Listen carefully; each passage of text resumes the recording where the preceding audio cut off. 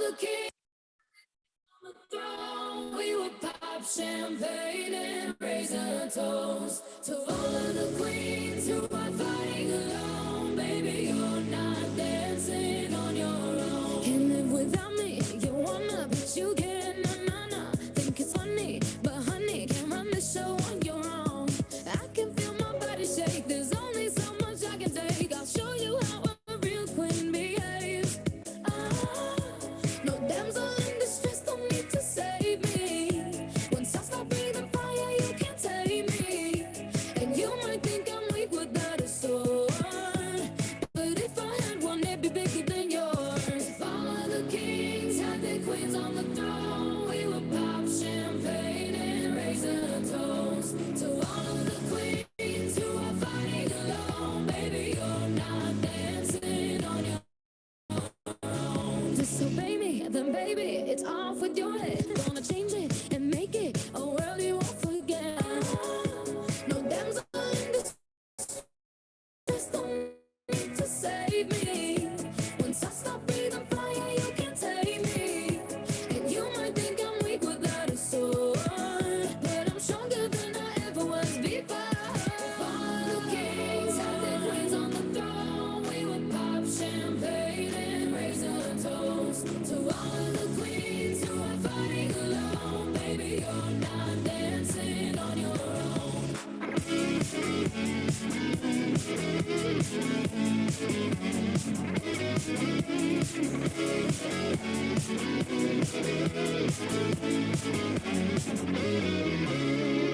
In just a king can move one space at a time, but queens are free to go wherever they like.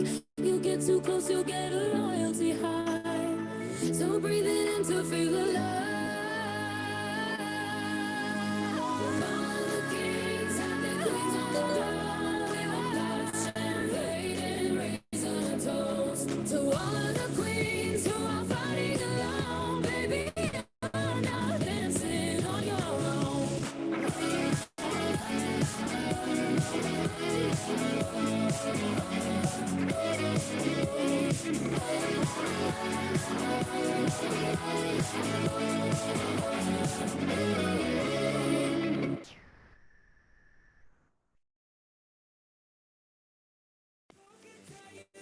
Hello everyone, we are Curses. Now, our third single, Cash Tonight, is Good morning, everyone. We're about to start in a few minutes. Stay tuned. And please watch our live stream in our official Facebook page, UAP Radtech. Thank you.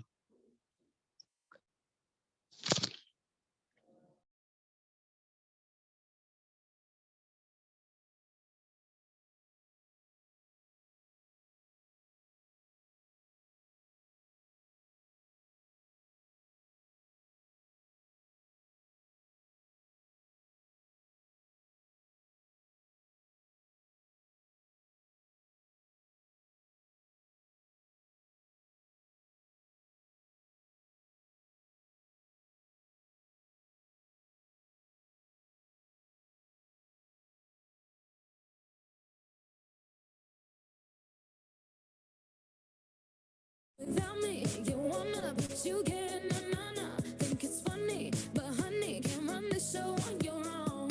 I can feel my body shake. There's only so much I can take. I'll show you how a real queen behaves.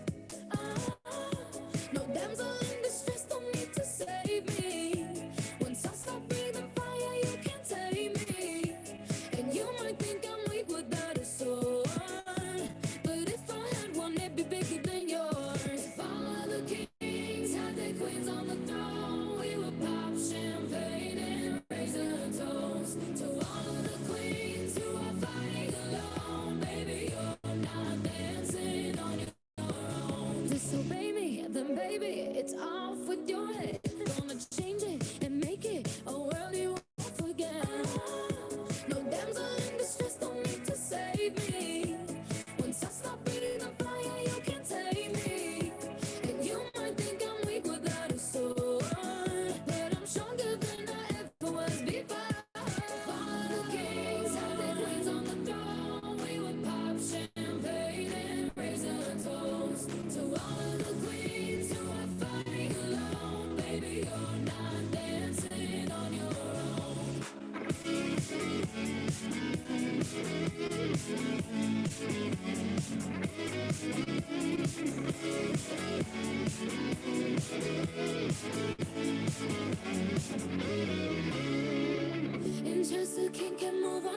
at a time. But queens are free to go wherever they like. You get too close, you'll get a loyalty high. So breathe it in to feel alive.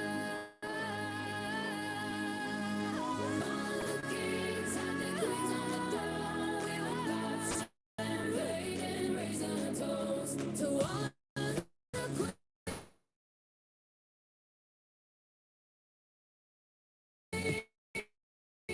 Who are fighting alone, baby, you're not dancing on your own.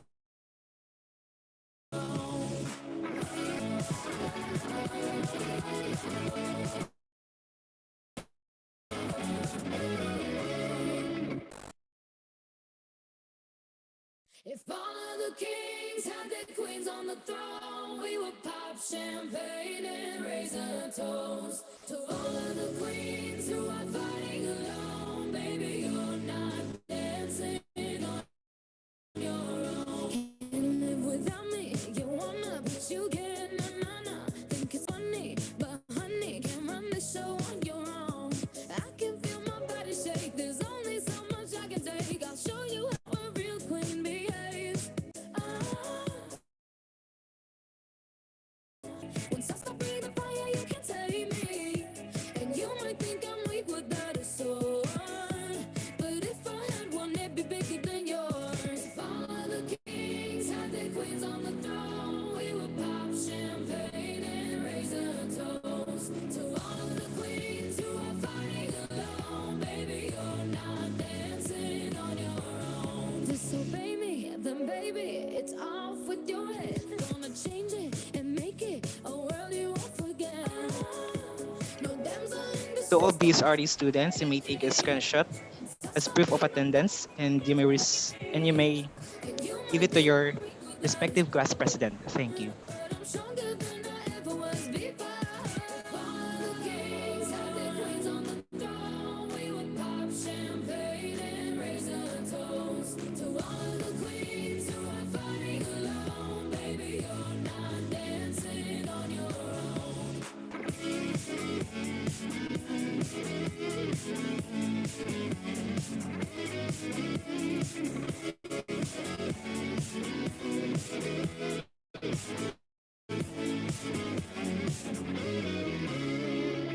And just a king can move one space at a time. But queens are free to go wherever they like. You get too close, you'll get a loyalty high. So breathe it in to feel it.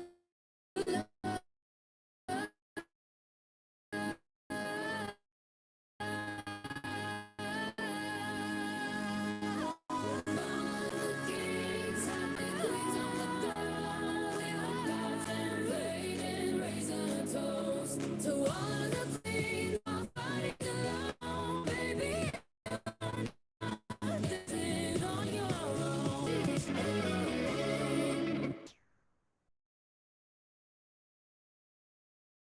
If all of the kings had their queens on the throne, we would pop champagne and raise a toast to all of the queens who are fighting alone. Baby, you're not dancing on your own. Can't live without me. You wanna, but you can't.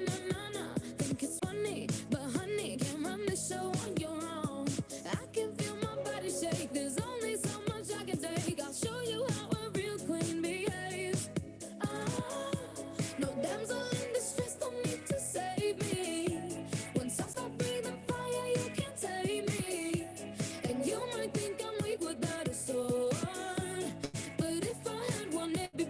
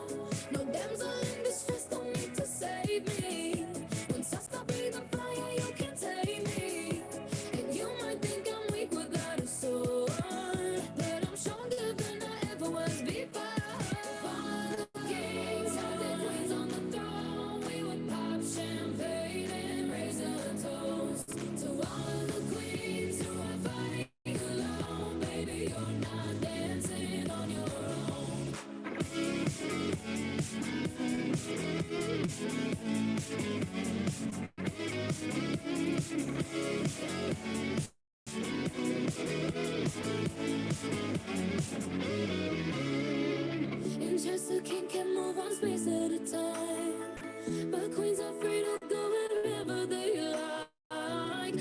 You get too close, you'll get a royalty high. So breathe in to feel alive.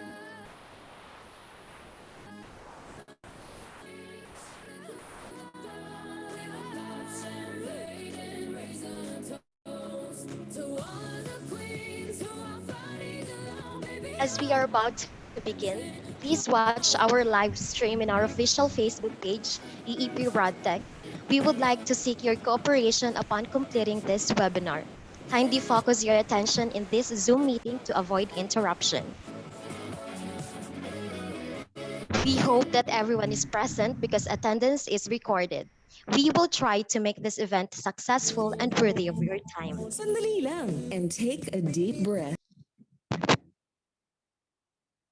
To the University President, Dr. Chari I. Oltra, College Dean Professor Mary Day A. Florano, BS for Geologic Technology Force of the University of Eastern Philippines, headed by Program Chair Professor Rangel Estonello, to our guest speaker, Ma'am Vera Tihana Ases, Ma'am Isabella Suarez, Ma'am Erica Bangoy, and to the radiologic technologists from different hospitals, BS Radiologic Technology students, Facebook Live viewers, ladies and gentlemen, good morning.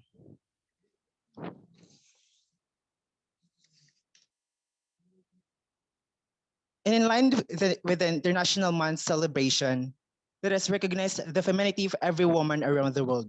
This is our time to reflect, endure, and speak the womanhood.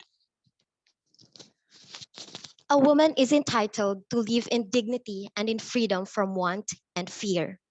Empowering women is also an indispensable tool for advancing development and reducing poverty.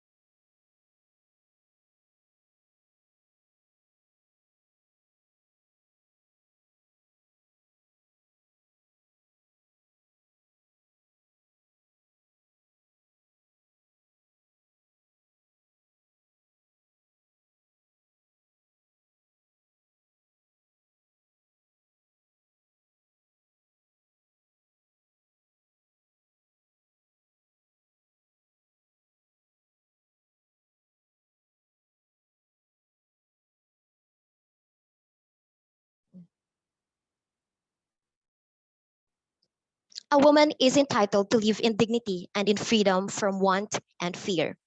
Empowering women is also an indispensable tool for advancing development and reducing poverty. Empowered women contribute to the health and productivity of whole families and communities and to improve prospects for the next generation.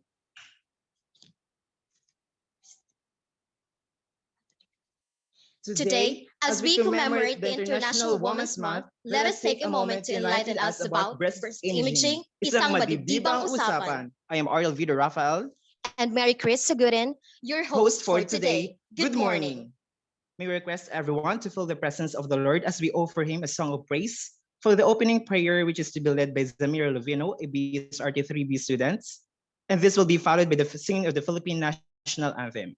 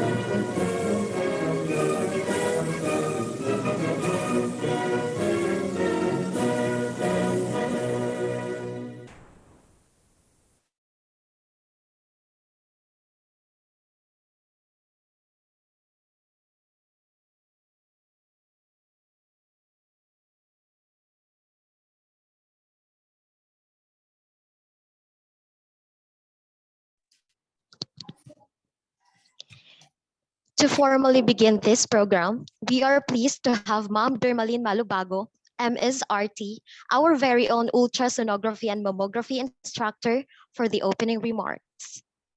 A virtual round of applause, please.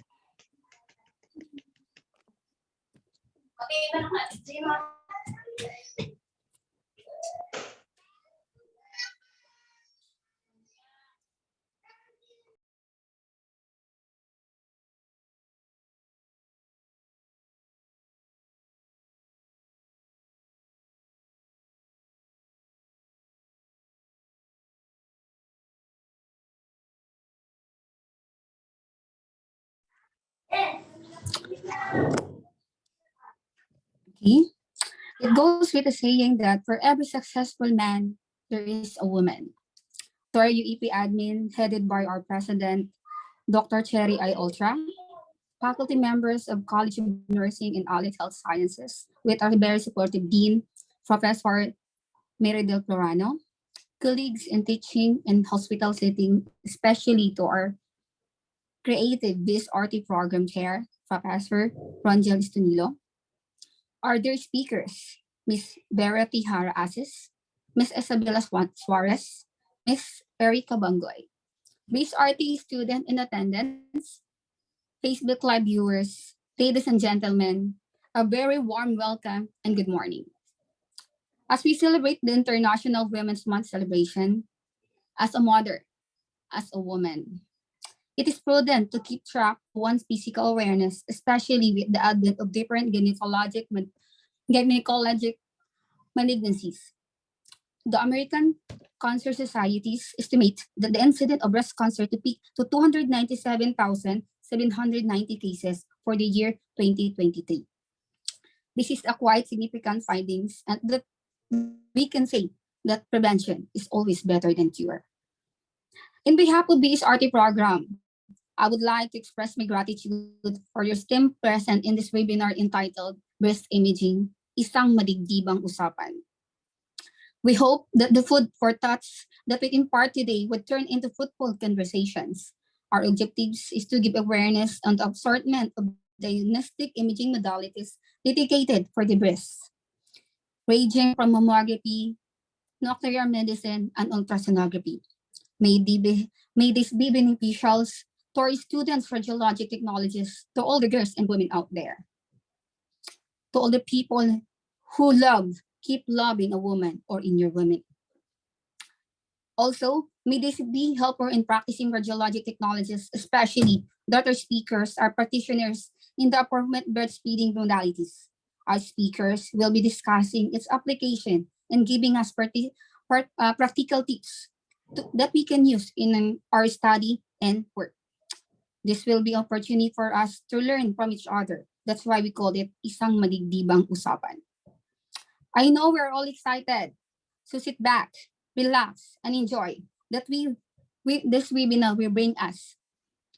Once again, good morning and welcome.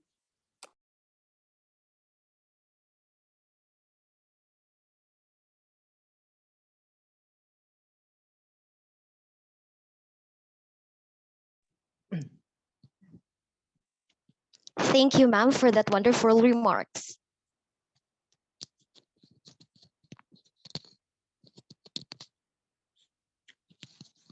At this moment, let us welcome our dynamic and active BSRD program chair, Sir Rangel. Sir Rangel. At this moment, let us welcome our one of the professor, Sir Rangel Capuno, for the introduction of the first speaker. A big hand of applause, please. Thank you.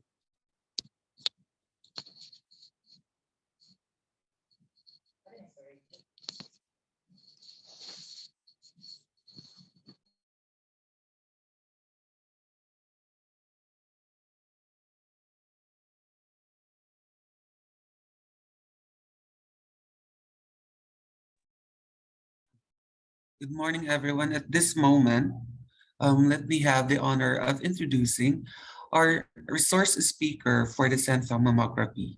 She is indeed a woman of power. She graduated her bachelor's degree of radiologic technology in Cebu Doctors Hospital University in Mandawi City, Cebu, Philippines. And she also has the course in medical use of radioisotopes in the Philippine Nuclear Research Institute, the National Training Center, with a case study of emerging role of C11 methamide positron emission tomography in the diagnostic of aldosterone-producing adenomas. She has a lot of experience in as a nuclear medicine technologist, and currently she is now working in Singapore.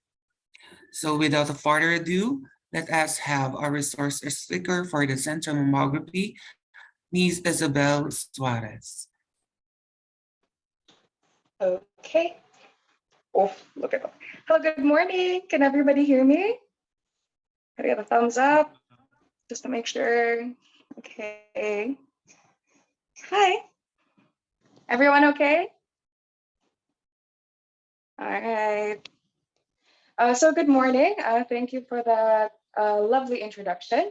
I will be discussing CT mammography, which is one of the only other breast imaging procedures performed in nuclear medicine.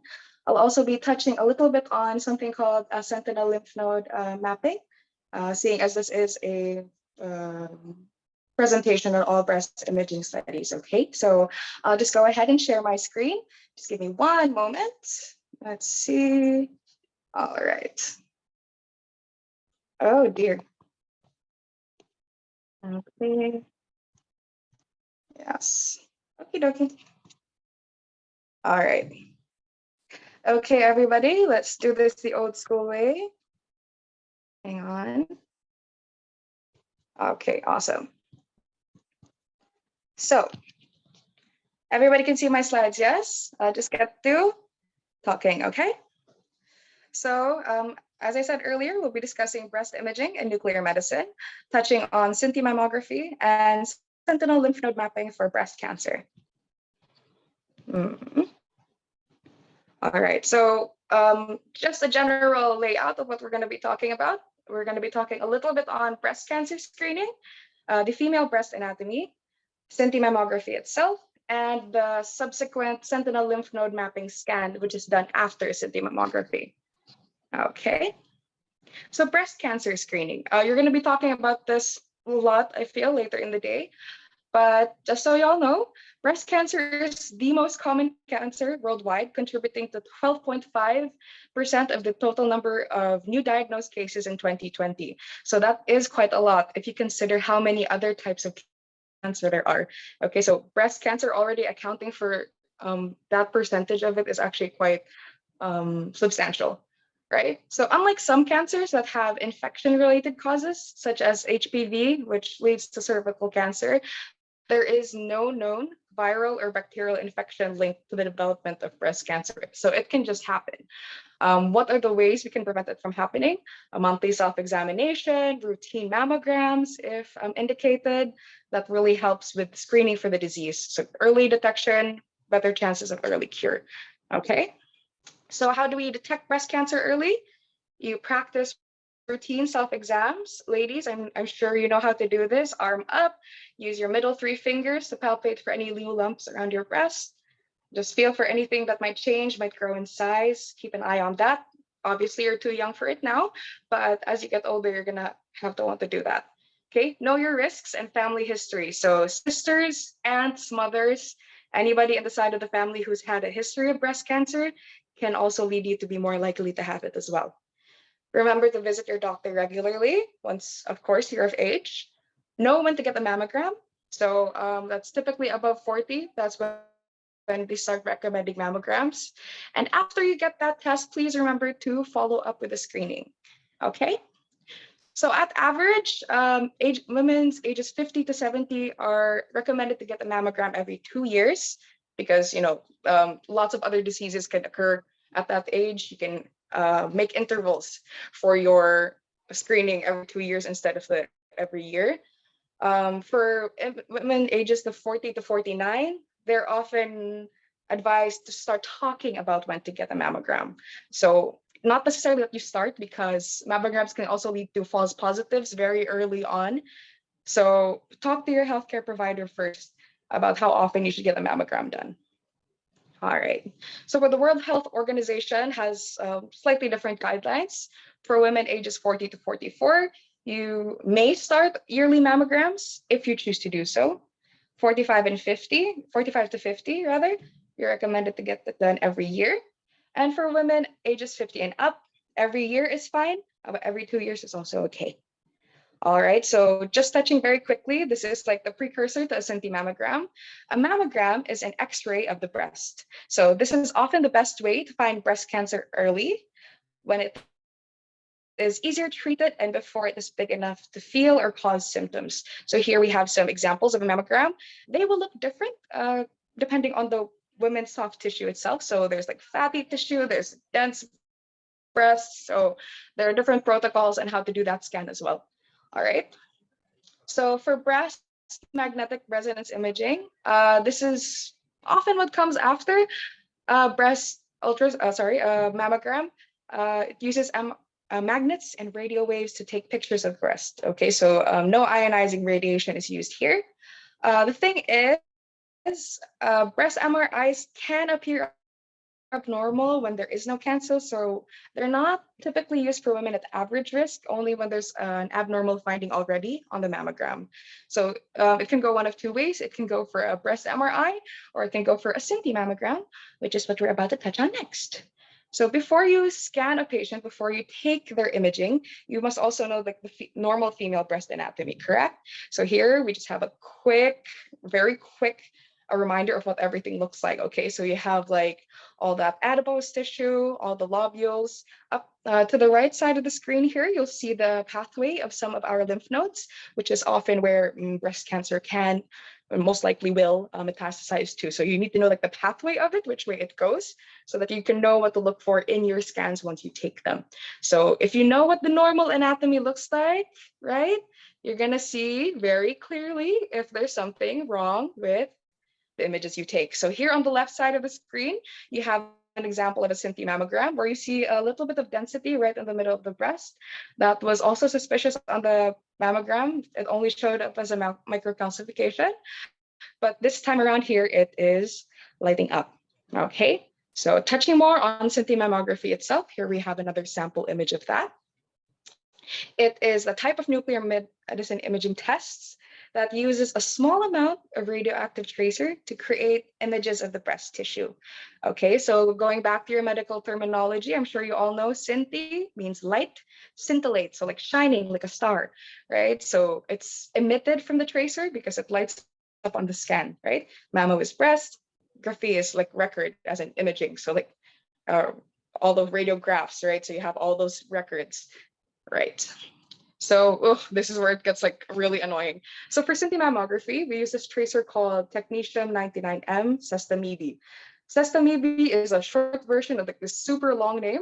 So the isotope is bound to 6 ligands of methoxyisobutyl isonitrile. Blah. It's a mouthful, so it's shortened to MIBI. This is a tracer that's often used in cardiac imaging, but in this case, we use it for breast scans because the mechanism of radiopharmaceutical localization is lipophilic diffusion. So it's diffused by the all like the fatty tissues and then retained electrostatically by the negative charges in the mitochondrial membrane. So remember, your mitochondria are like the powerhouse of the cell, right? So more often than not, malignant or cancerous tissues have more active mitochondria. So that is why the tracer goes to there instead of anywhere else, right? This is just what the tracer looks like chemically. It's just there for show, just to show you that there are 6 ligands of it to it. Yeah. So what are the indications for a CT mammogram? It is used to detect breast cancer when mammography is doubtful, inadequate, or indeterminate.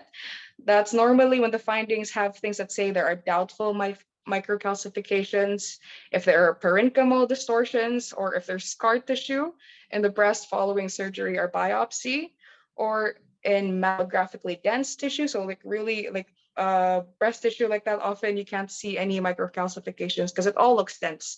So you really need something else to further evaluate that tissue.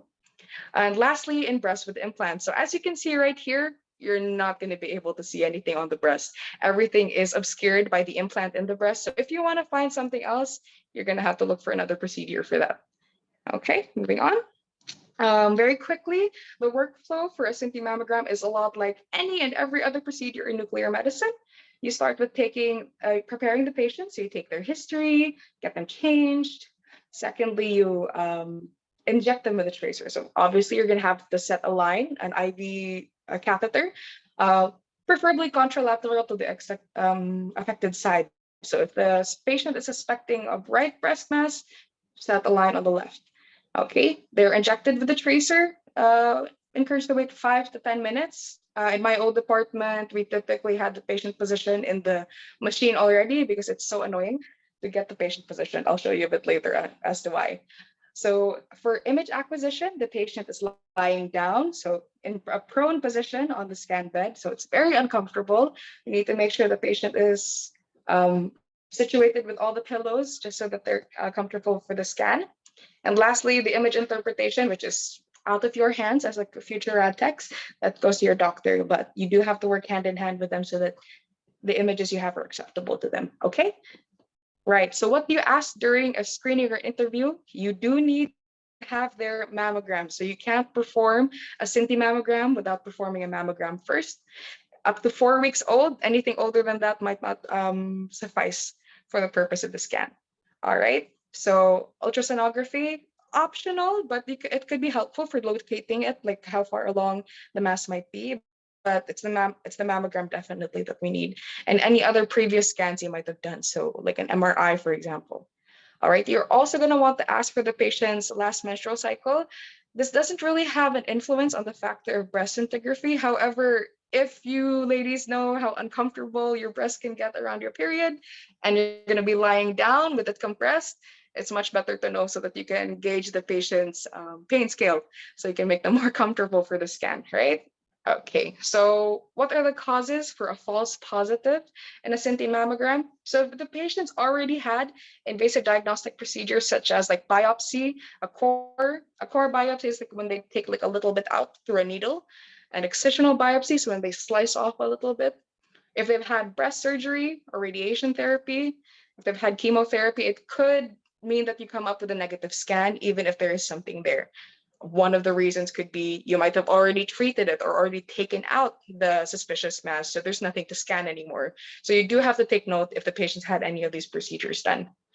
Is everybody with me? Everyone can hear me though, right? Can I get a a yes? Somebody say something, just so I know I'm like far in. Hello, everybody there? All right, I'll just keep going. Somebody say something if you can't hear anything, okay? Awesome. So with regards to radiopharmaceutical administration, again, it should be the IV access should be in a vein contralateral to the breast with a suspected abnormality. If you do have the misfortune of the disease being bilateral, so on both sides, we typically give injection in the foot. It's weird. It's a very awkward position to have an IV catheter placed, but it is necessary. Okay, the patient is injected with anywhere from 20 to 30 MCI of that tracer I told you about earlier, technetium-99 M-sestamide. So in becquerels, that's 740 to 1,110. All right. Right after injection of the sestamide, we should be injected with saline as well. All right. Hang on. Can everybody hear me? I'm getting a couple of notifications. Hang on 1 second. Awesome. Thank you so much. I appreciate you. You get the point. If you ever want to come to Singapore, let me know. Thank you for responding. Okay. Okay, so for patient positioning, this is what the patient will look like on the bed. This is actually a support pillow and a machine for breast MRI because if you must know, a Sinti mammogram isn't performed routinely in nuclear medicine these days because of the advancements of other imaging modalities such as PET-CT, PET-MRI, or just MRI. So it's actually very similar, the support bed and the couch that we have, right? The patient is face down, prone, their breasts are literally hanging into the pillow, very uncomfy. So that is important that you're noting the patient, that they'll be in that position for that amount of time, right? You don't want them to like be there and go like, I don't want to do this anymore, and you already injected the tracer. So make sure you're orienting them on the procedure well. So you'll see here on the left side, we have the breast support pillows. So literally holes in the pillow to cut out to put the patient's breast in. For Sinti mammogram, the other breast must be compressed. So you have to put like another pillow, other support things inside to get that breast out of the way, since we're scanning the patient from the side, much like a mammogram. Okay, so image acquisition, this here is the gamma camera. I'm sure you've all seen that before, or if this is your first time looking at it, ta-da, that's the gamma camera. You'll see here it has 2 heads. So each of these things here, that's one head. This is one head. This is another. Okay, so the gamma camera has something called collimators, which work like the lens of the camera, right? So it focuses on different types of radiopharmaceuticals. So if you have higher energy or lower energy radiopharmaceuticals, you have to change your lens to that. The energy window, kind of like the baby sister to a lens, like where it focuses, like the focal point, I guess, like the focal point of the lens, where you can see a bit better. So you need a single or dual-headed gamma camera, just so you can take multiple angles of the breast. The lens you'll need for the camera is a low energy, high resolution, it's called, collimator. And the energy window for it is like 10% above 140 kiloelectron volts, which is super technical, but with like the imaging factors that you have to take into account when you're doing the scan. The patient is scanned for 10 minutes each breast. So remember, they're going to be lying down in that position, total of at least 20 minutes. So again, let them know well ahead of time that is what they'll be doing. Okay. So here we have finally examples of our mammogram and scintigraphy together. So here you'll see, ow. So on the breast, the mammogram, you'll see here. So there are suspicious densities all throughout the breast. However, the only one that did have uptake, so most likely the only area they'll perform biopsy or surgery on will be this spot right here, this darker spot you'll see right there. Okay. Okay. So this is like a different angle of it. Okay. Again, a dense all throughout. So because you can't see anything very clearly from there, they're not going to know the biopsy. On the scintigraphy, you'll see that that focal point there. Okay, that focus of radiopharmaceutical concentration. Here again, well, it's very clear actually. So here they were suspecting that both these masses that are showing up on the mammogram are what they're going to have to excise or take out. On the scintigraphy, however, only one of them showed up. So this other one could have just been like a variant of normal. So still like a normal looking calcification, just a cluster of things, not really malignant just yet. And this is it here from another angle, right? So you can see the importance of having the mammogram done first, right? Because what are you looking for in a scintigraphy if you have no reason to suspect? Okay, so here you can answer the question of, is there something there? And on the right side here, you can answer the question of, are they both malignant, right? So it's important that you always have those two done together. Here we have another example. So here on this mammogram, they were suspecting only this mass here because that's what showed up the most, right? It was the biggest. And on the right side, during the scintigraphy, you'll see that there were actually 3 of them, right? So you can barely even see them on the mammogram right over here. So there were actually 3 of them that took up the medication. So they now have 3 areas of concern that will help them decide on if they perform the surgery, which area of the breast they will remove, or if they'll remove it at all, hit it with treatment first, right? So it's very helpful that they had that scan done. Okay, on here, this is the importance of compressing the breast. All right, so what happens if you don't compress the breast? You're just gonna have 2 blobs stuck together. So you're not going to be able to see these little tiny focal lesions, these tiny little spots, because you have so much activity obscuring each other. You're not going to be able to appreciate that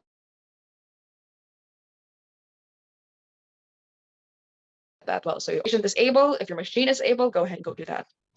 Okay, now again, it's not foolproof. It's not that every single scintigraphy you have done will give you that, yes, this is positive. So what happened here? On this patient, on the upper side where it says positive, so they did have a suspicious lesion on the mammogram, which also showed up on the scintigraphy. That led to further operation, treatment, and everything like that. Now down here, this patient, I believe, if I remember correctly, already had a history of left breast cancer, or like the opposite side of breast cancer. So they were suspecting that this one would be okay. However, this patient had already recently undergone a biopsy. So after the mammogram, it doesn't show up on the scintigraphy again. So it's very important that you take the proper patient history. Otherwise, you're going to have scans that look weird and you don't know why. So you really do need that history before you do anything else. Okay. So this topic I'll touch on very quickly. It's out of scintigraphy scope, but it's normally what comes after. This is a procedure very commonly done in nuclear medicine, more commonly done than the scintigraph actually.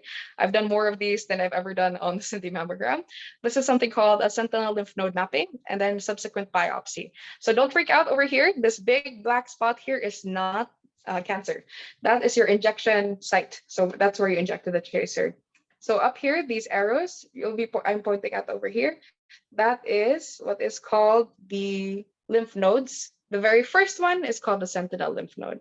All right, so what is a sentinel lymph node? It is the hypothetical first lymph node or group of nodes draining a cancer. Okay, immediately after that, we have something called the second echelon lymph nodes, which are also receiving lymphatic drainage directly from the sentinel lymph node. All right, so this is quite gnarly, but that's actually what lymph nodes look like if you were ever curious. Sentinel lymph node mapping is a technique used to identify the first lymph node or lymph nodes that drain from the breast tissue or from the tumor site. By identifying and removing these nodes, doctors can determine whether the cancer has spread beyond the breast and into the lymphatic system. So it's important that you do the sentinel lymph node so that you can for the patient to have the difference between a radical mastectomy and a modified radical mastectomy.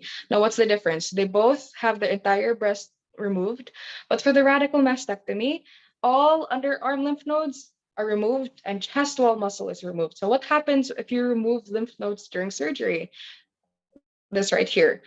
Remember, your lymph nodes drain fluid from your arms and legs. If the surgeon removes all those lymph nodes, fluid can build up in that limb and cause swelling, which is called lymphedema. Now, what happens during lymphedema? You'll see here, it's like the skin looks very tight, looks very painful, and it is. For a lot of these patients, it's very painful to have your arm in that condition. So what can happen? Infection, cellulitis, okay? The trapped fluid in your limb provides fertile grounds for germs, and the smallest injury to the arm or leg can be an entry point for an infection, which can then lead to sepsis, which is never any good, okay? It almost always leads to something bad. Okay, you could also get leakages through the skin because again, all the fluid is collected in that limb, so not nice. And skin changes. It seems like a very small thing, but skin changes can affect a lot of things for that patient because skin changes could mean they could get sick a lot easier, they could get like cut a lot easier, which is never any good. Most of these patients are already undergoing chemotherapy and radiation, so they really can't do with another illness to deal with, right?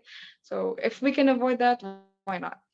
So for sentinel lymph node mapping, we inject them with two tracers, something called a technetium filtered sulfur colloid. So again, you saw earlier that we tracked the map of the lymph nodes, and we use this thing here called the gamma probe. So this is like a tiny device where we point it at the patient essentially during surgery to track the path of the radioactive tracer and where it's gone. Okay. We also have something called methylene blue dye, which is what the surgeons use to visually see the lymph nodes during surgery. Because if you must know, everybody under once you're cut open, you're only red. Everything under there is red, right? So you're not going to be able to know what's lymph node, what is soft tissue, what is fat, what is muscle. It will all be one color. So the methylene blue dye is injected in the same area as well. So once we see the lymph paths, we'll be able to see that as well. So this is essentially what happens during sentinel lymph node mapping. So you inject the tracer and the dye at the tumor or peritumoral, so right around the tumor site. So it begins, so the tumor will start to take the medicine and start draining. When it starts draining, it will, well, I'm sorry. So when we're draining, we will see that right here, it will start to take up the tracer, it will start to take up the dye. So if you the surgeons can see that, okay, it's blue and it's also making noise because the probe, the gamma probe makes noise like when it detects something radioactive. That is what they excise. They don't remove every single lymph node the patient, so the patient can still have lymph nodes in their underarm to, again, prevent lymphedema, right? So that sounds a lot nicer for them already. So same process, like very short. You inject the radio tracer, it's massaged, so like literally it looks evil. You would like massage it into the site. Same thing for the methylene blue dye, also injected near the tumor, massaged. You do the mapping in the OR, so it gives auditory cues or alarms when it is positioned above the lymph nodes, and then whatever lights up blue, whatever makes a sound, that is what the surgeons remove during their operation. So here we have an example of a sentinel lymph node map. Again, this one here, this site here is only injection of the tracer. Here we have the sentinel lymph nodes. So two of them can light up because they can be drained to two different paths, right? So this is the internal mammary and the axillary lymph node. That is what our surgeons remove. So down here again, here's an example of here. It's very grainy. You must know that all nuclear medicine images look like this. So here we have, again, not that big spot, that little one. That is the sentinel lymph node. So the very first lymph node that's draining from the tumor site. Here we have the second echelon lymph node. So it's like the second one. So most likely surgeons remove around 3 to 5 lymph nodes during surgery. So this is one of the other ones they will take out to spare the patient's lymph nodes. All right, so I have actually reached the end of my presentation. Thank you so much for all listening. If you'd like to read up more on these procedures, here are my references.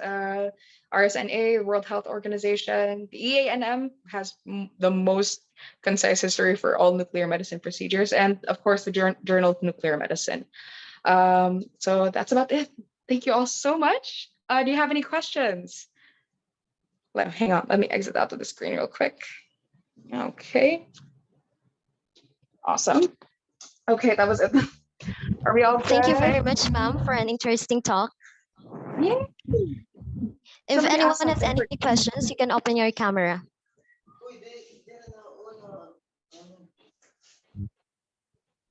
Hi. Hello. Hello, Future Techs. All right. Hello, future coworkers. Is this painful? Okay, so we had two procedures we were discussing earlier. So the sentinel mammogram arguably is not painful because if you've had an IV insertion and medicine injected into you before, it feels like that. The position might be uncomfortable because if you've ever lied down in a position like that before for a long period of time, then it could be uncomfortable, but not exactly painful. The sentinel lymph node biopsy, which I showed earlier, that arguably is painful. I've had patients scream at me before, like actually yell at me, because you're not giving you're giving local anesthesia, and then you're injecting them in the breast, right around the tumor. So it is painful, but here, for all procedures, you have to weigh the benefits and the risks, right? So you have the benefit of getting a better scan, better surgery, over the risk of not having any more of all those procedures, everything taken out essentially. So benefit versus risk. It is painful, yes. I've not had it done myself before, obviously, but I have done it to enough patients to know that it is not very nice to have. Okay, so yeah, painful. Question. Anything else? Yeah. Ma'am, should men are necessary to undergo breast self-examination? It's advised also, actually, not as early as women though. Male breast cancer is not as prevalent as female breast cancer is. However, if you do begin to feel a lump, like every women, I think we begin ages 20 and up, we're advised to check. Men can perform breast exams as well, but you are all at bigger risk for prostate cancers, testicular cancer, all those kinds of things. So we all have our own problems to deal with. It's most likely to occur in women. But great question though. It's very good that you're concerned about your own health. It's a good job. Okay. Sure, no problem. Anybody else?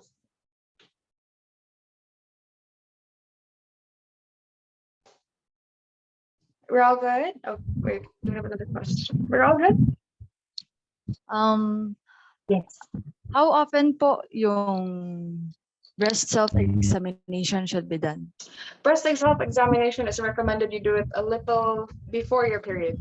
So actually every month. How often? Okay. As frightening it can be, I've had patients here as young as 28 already come in with stage 4 breast cancer.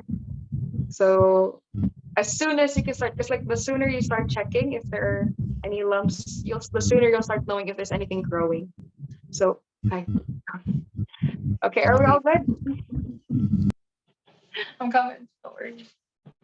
All right. If anybody has any further questions, you can forward it to Sir Angel. I do need to head out in a little bit. So I'm gonna see you all soon. Okay. Wait, one more question. I think I can do one more. Hang on. Okay. Laboratory results from mammogram. It's actually only the mammogram we strictly require.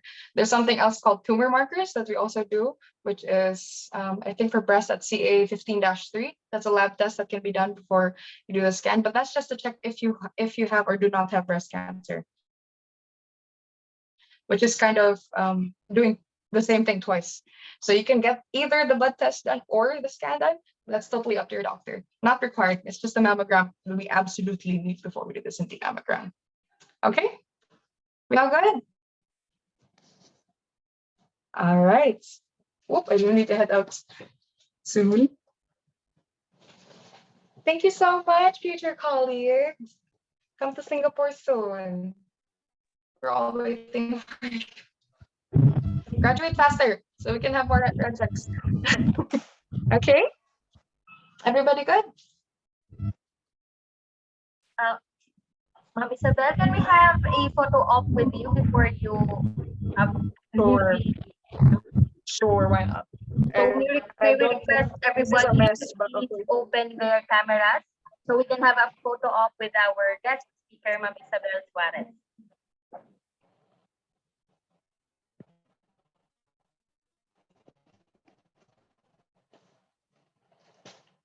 Okay.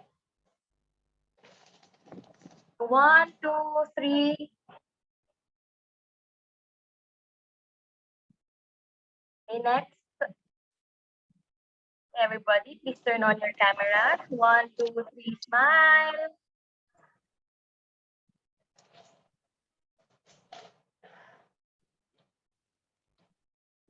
Okay na, sir. So thank you, Ma'am Isabel. Thank you. Thank you so much. all. Thank you so much. See you all soon, future colleagues. How do I?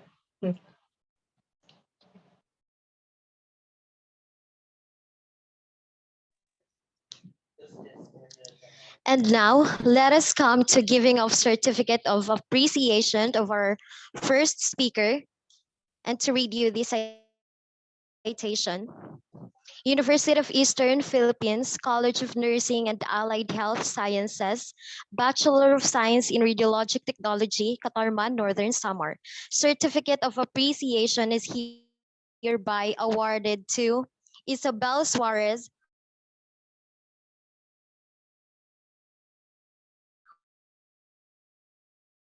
RRT, for sharing breast imaging Isang maDIBDIBang Usapan held on March 18, 20, given this 18th day of March 2023. Signed, Professor Rongel L. Estunilo, RRT, MSRT, BSRT Program Chairperson. Signed, Professor Mary Day E. Florano, College Dean. Signed, Dr. Cherry I. Ultra, University President.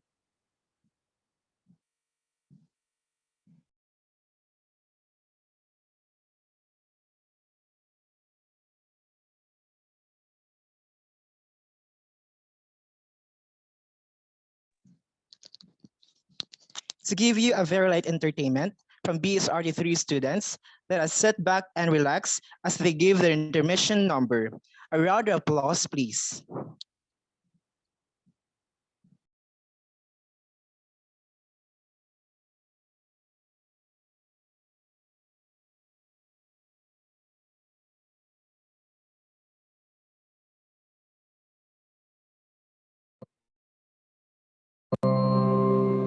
Covers PH.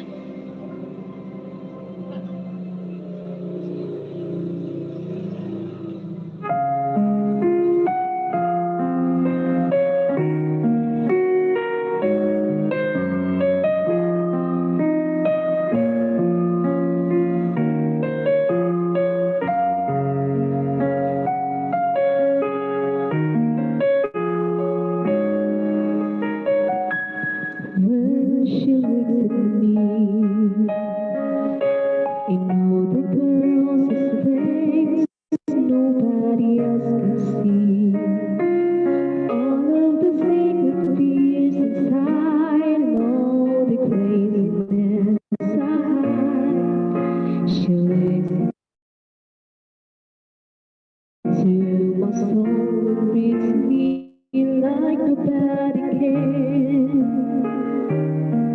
And she doesn't judge the man, she just takes me as I am. Come one day she will miss, and that baby's something I've never known before. Come one day she loves me, and that love has helped me open a door, making me love myself a little more.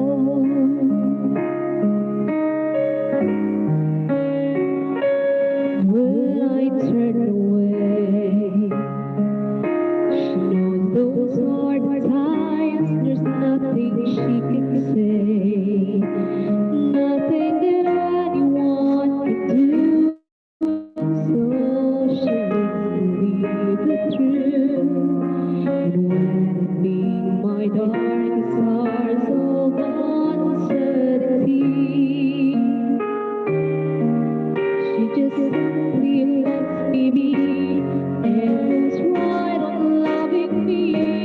Come what may, she will miss, and that baby is something I've never known before.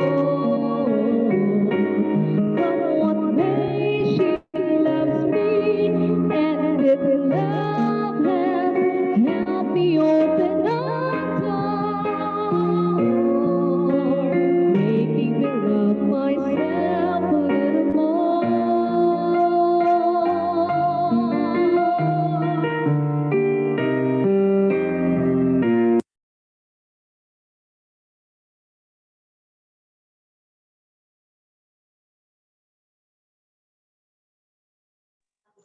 There you have it. Thank you, Miss Zobira Lovino.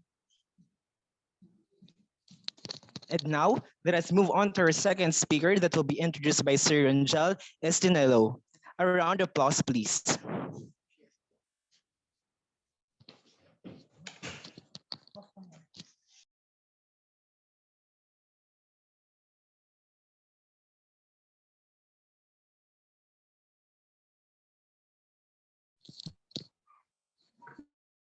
Ayan. So, good morning, ladies and gentlemen.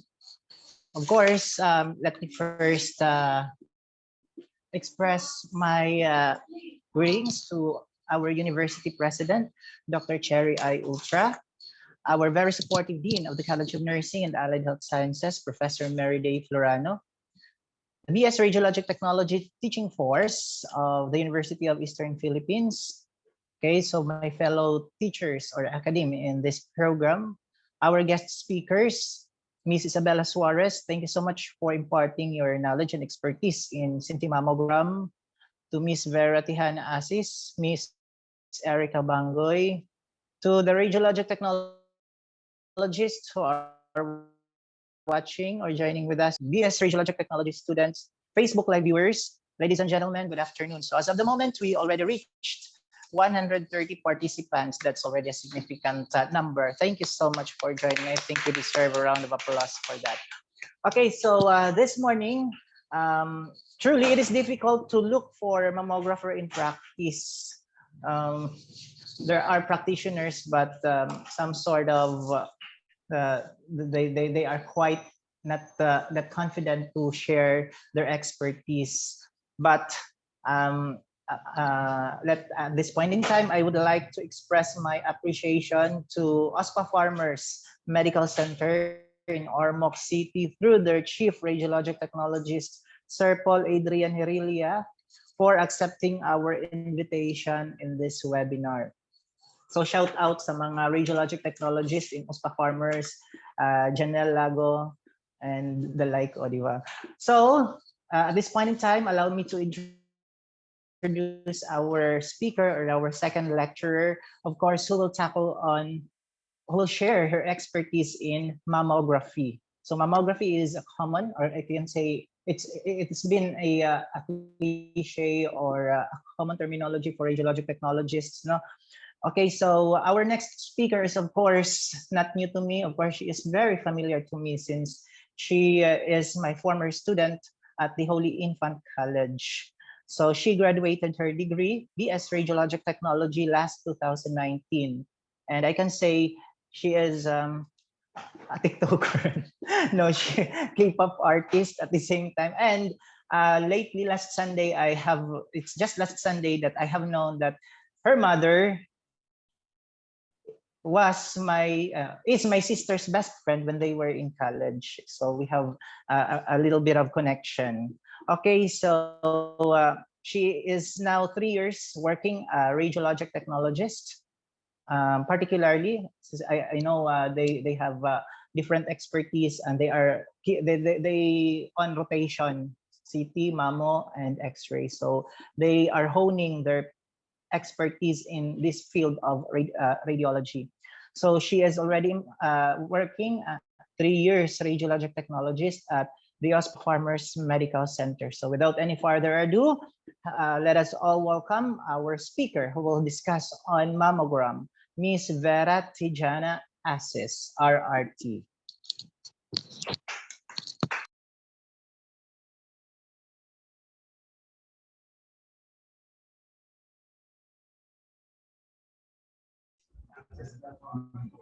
Hello.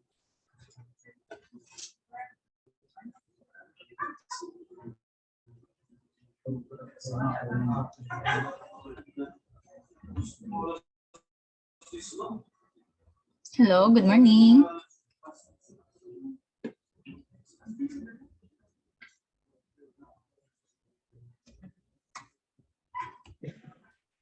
Yes, good morning, ma'am. We can hear you. Hello, good morning. Ako na po ba yung host? Yes, ma'am. Ayun.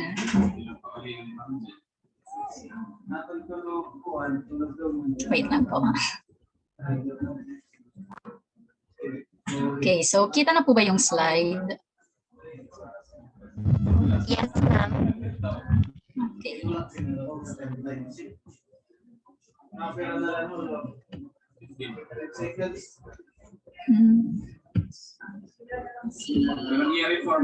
Okay, so good morning. Thank you so much, University of Eastern Philippines, for inviting me. Thank you, Sir Rangel, for the introduction. Okay, so rinig naman po ako, no?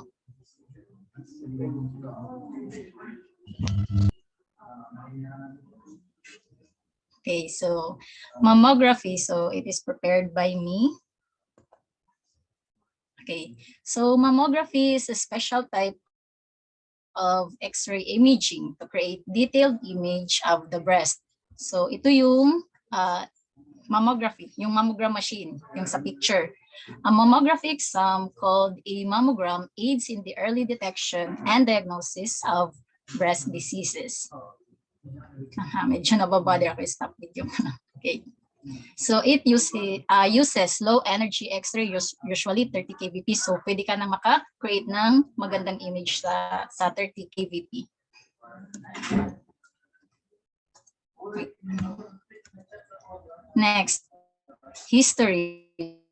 So in 1913, Dr. Albert Solomon first attempt at mammography. Then mid-1950s, Jacob Gershon Cohen uses mammography to screen healthy women for breast cancer. Late 1950s, Robert Egan, father of mammography, first utilized low kVp and high MAS techniques. In 1960s, mammography became a widely used diagnostic tool. And 1990s, screen film mammography was accepted. Okay, next. So, anatomy of the breast. So, diniscuss naman to ni Ma'am Isabella kanina, pero i-discuss ko pa rin. Okay, so nipple.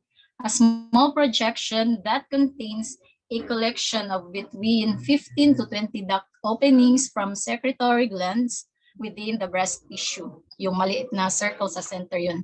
Then areola, circular, darker pigmented surrounding the nipple.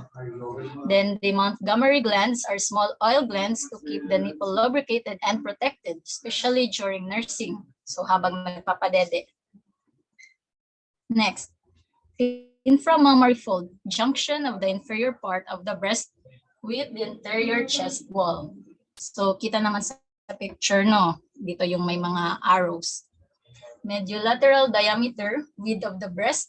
Craniocaudal diameter, the vertical measurement that averages from 1 centimeter to 15 centimeter at the chest wall. And the tail of the breast, or axillary prolongation of the breast tissue extending into the axilla, which is the most common site for breast cancer occurrence.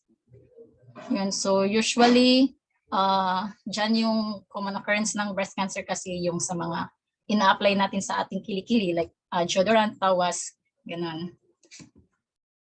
Okay, so pectoralis major, a large muscle seen overlying the bony thorax. Alveoli, smallest lobules, consist of clusters of rounded alveoli. So upon glandular stimulation, peripheral cells of the alveoli form oil globules in their interior, which when ejected into the lumen of the alveoli constitute milk globules.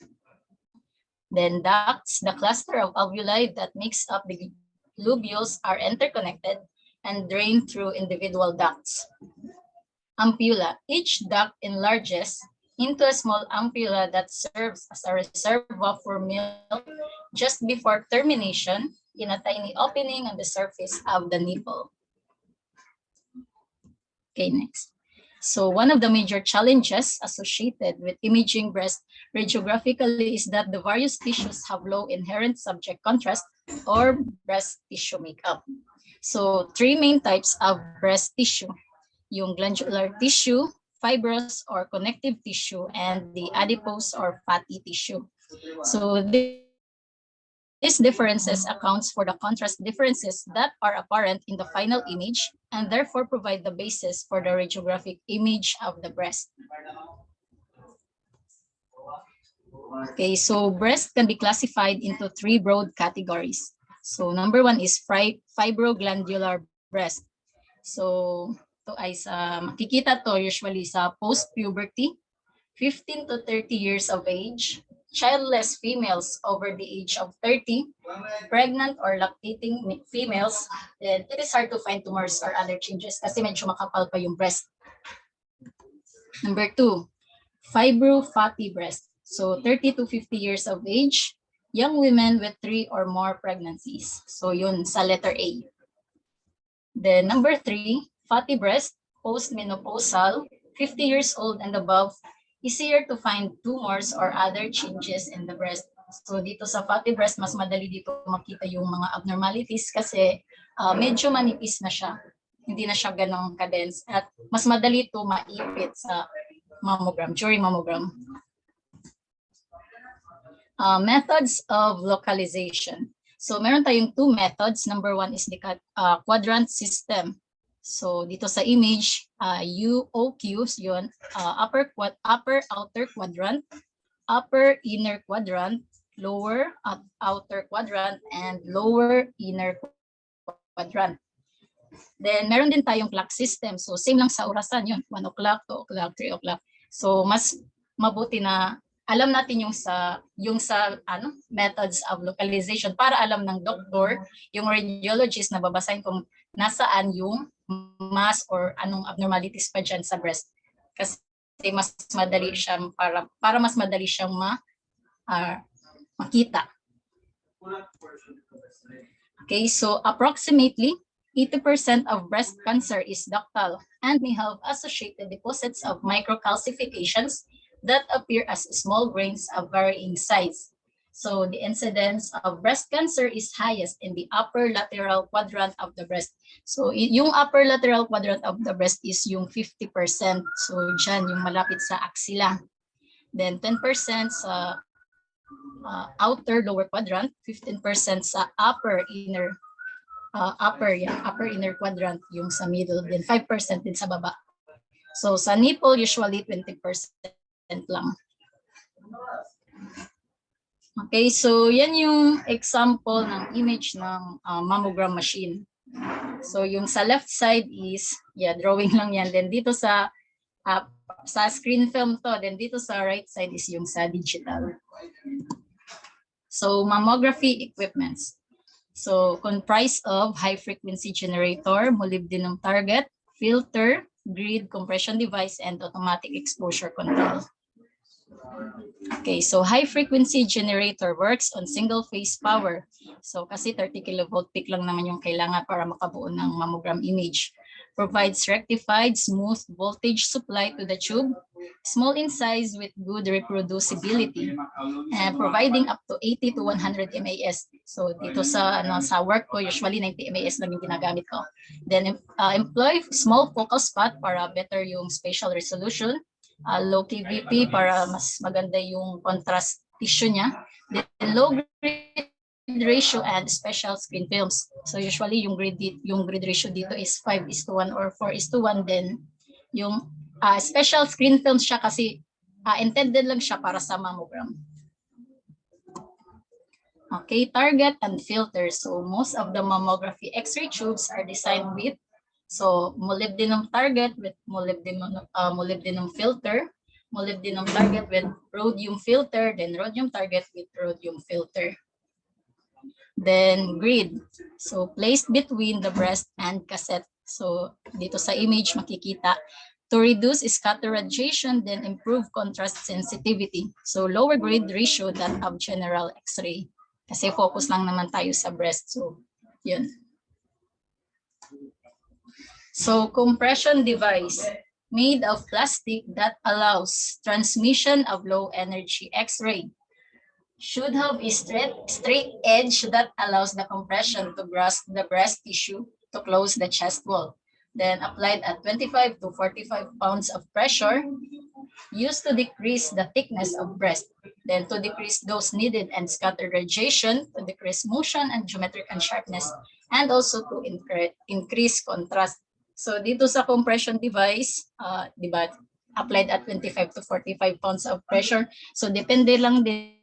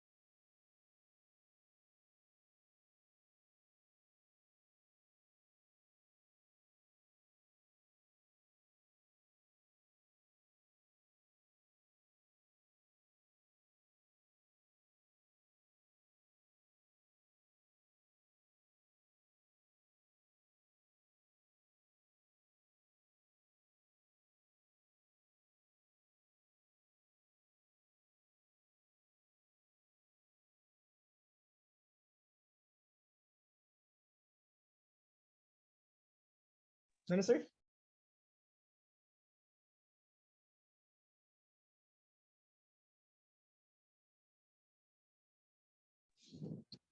Just for a moment, let's have a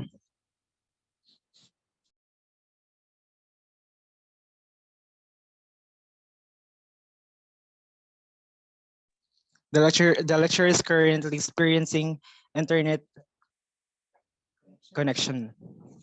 Please stand by. Thank you.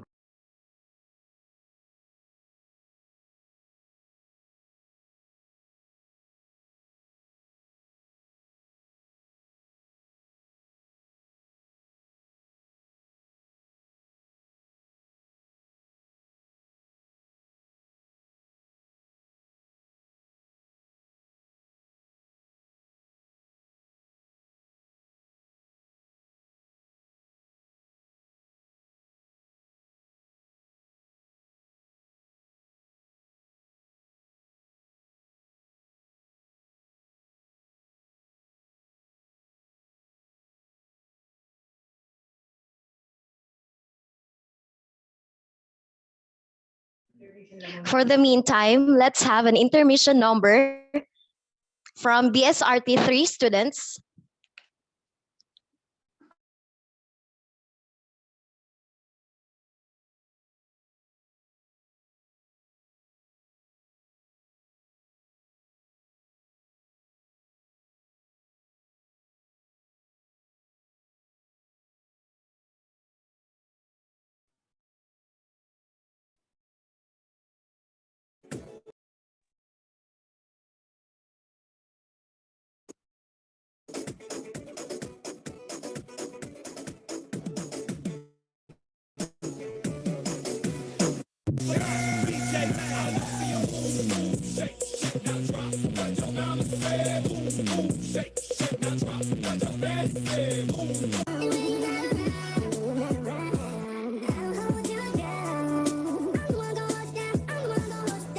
Who would have ever knew that we would ever be more than friends? But railroad white breaking all the rules. She like a song played again and again.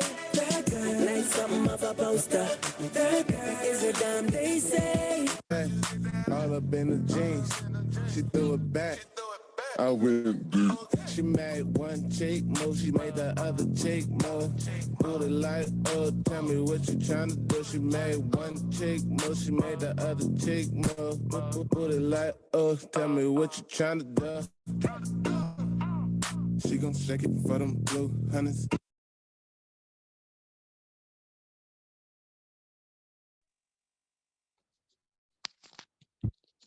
And now, let us welcome again Ma'am Verity Hannah Hases for her continuation of lecture.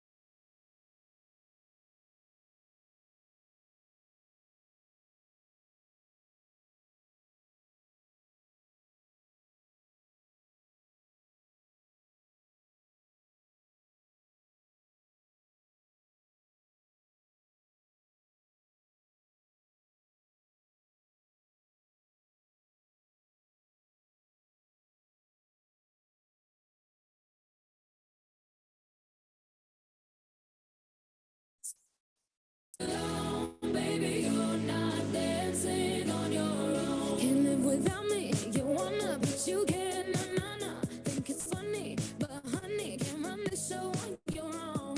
I can feel my body shake. There's only so much I can take. I'll show you how a real queen behaves. No damsel in distress, don't need to save me. Once I stop breathing fire, you can't tame me. And you might think I'm weak without a sword, but if I had one, it'd be bigger than yours. Follow the kings, had their queens on the throne. We would pop champagne and raise a toast to all of the queens who are fighting alone. Baby, you're not dancing on your own. Disobey me, then baby, it's off with your head. Gonna change it and make it a world you won't forget. No damsel in distress, don't need to save me. Once I stop breathing fire, you can't tame me. And you might think I'm weak without a sword, but I'm stronger than I ever was before. Follow the kings, had their queens on the throne. We would pop champagne and raise a toast to all of the queens who are fighting alone. Baby, you're not dancing on your own.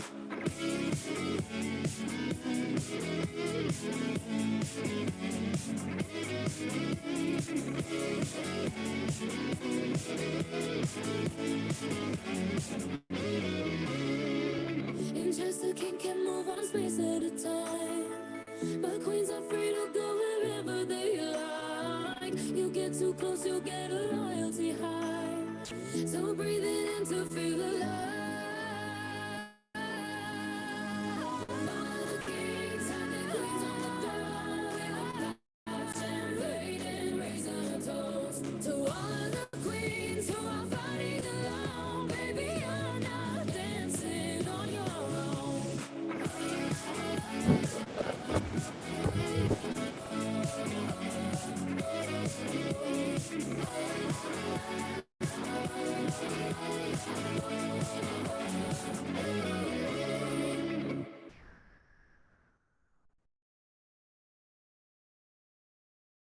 If all of the kings had their queens on the throne, we would pop champagne and raise a toast to all of the queens who are fighting alone. Baby, you're not dancing on your own. Can you but you can think it's funny, but honey, can't run the show on your own. I can feel my body shake. There's only so much I can take. I'll show you how a real queen behaves. Ah, no damsel in distress, don't need to save me. Once I start.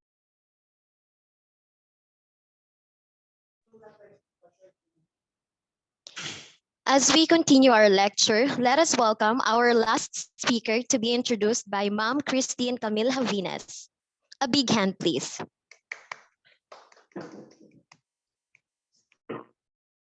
Hello? Can you hear me? So once again, good morning to our participants in this webinar for the celebration of the International Women's Month. So as we celebrate the International Women's Month, it is crucial to acknowledge the critical role that women play in the field of radiologic technology, especially in breast imaging. So our third guest speaker for today is none other than Ms. Erica A. Bangoy, a highly qualified and experienced registered radiologic technologist specializing in ultrasonography. She earned her Bachelor of Science in Radiologic Technology degree from Holy Infant College, Tacloban City, and graduated in the year 2016. So Ms. Bangoy has an impressive work history in the field of medical imaging, working as a radiologic technologist at Divine Race Diagnostic Clinic in Tacloban City, and she is currently affiliated with Leyte Provincial Hospital in Palo, Leyte. With her experience and expertise in ultrasonography, Ms. Bangoy is a valuable asset in the medical community, and we are truly honored to have her as our guest speaker for today. We look forward to learning from her vast knowledge and experience in the field of radiologic technology. So let us all give a warm welcome to Ms. Erica A. Bangoy as she shares with us her knowledge and expertise on breast ultrasound.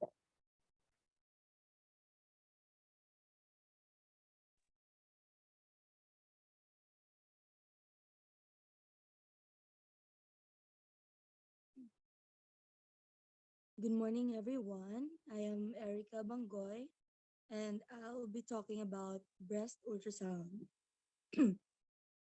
So this is a pre-recorded lecture. I hope you'll still listen and learn something about this talk. So to start, the objectives of this lecture is to know the some ultrasound terminologies, sonographic appearance of normal body structures, patient positions, professional styles, and third, breast anatomy, image quality, labeling and measurements, and also documentation. So here are some of ultrasound terminologies. We have here echogenicity. So it is the capability of producing an echo. So we have hyperechoic, hypoechoic, and anechoic. So let's start from anechoic. So from the prefix an, which means none or without, these are tissues that do not generate an echo, such as fluid in the bladder that appears black on ultrasound imaging. So walang echoes na nagtatransmit back to the transducer, so it appears black. So hyperechoic baliktad naman. So lots of echoes are transmitting back to the transducer, so it appears bright on the image, such as dense structures like bones, stones. So hypoechoic refers to structures that create weaker echoes. So tissues with lower echogenicity are usually represented as darker colors on ultrasounds. So for example is the parenchyma of the liver, spleen, and the parenchyma of the kidneys. So isoechoic, these are tissues or structures which produces an echo of the same strength. So same strength, the same echo pattern, echogenicity, or echo texture. It's like on homogeneous. So next is artifact. It is a product of an ultrasound image such as gas in the bowel or an acoustic shadow that does not represent an actual anatomical structure. So for example, from a gassy artifact na pag gassy yung abdomen ng patient, na-obscure siya na-obscure yung pancreas. So, hindi natin ma-visualize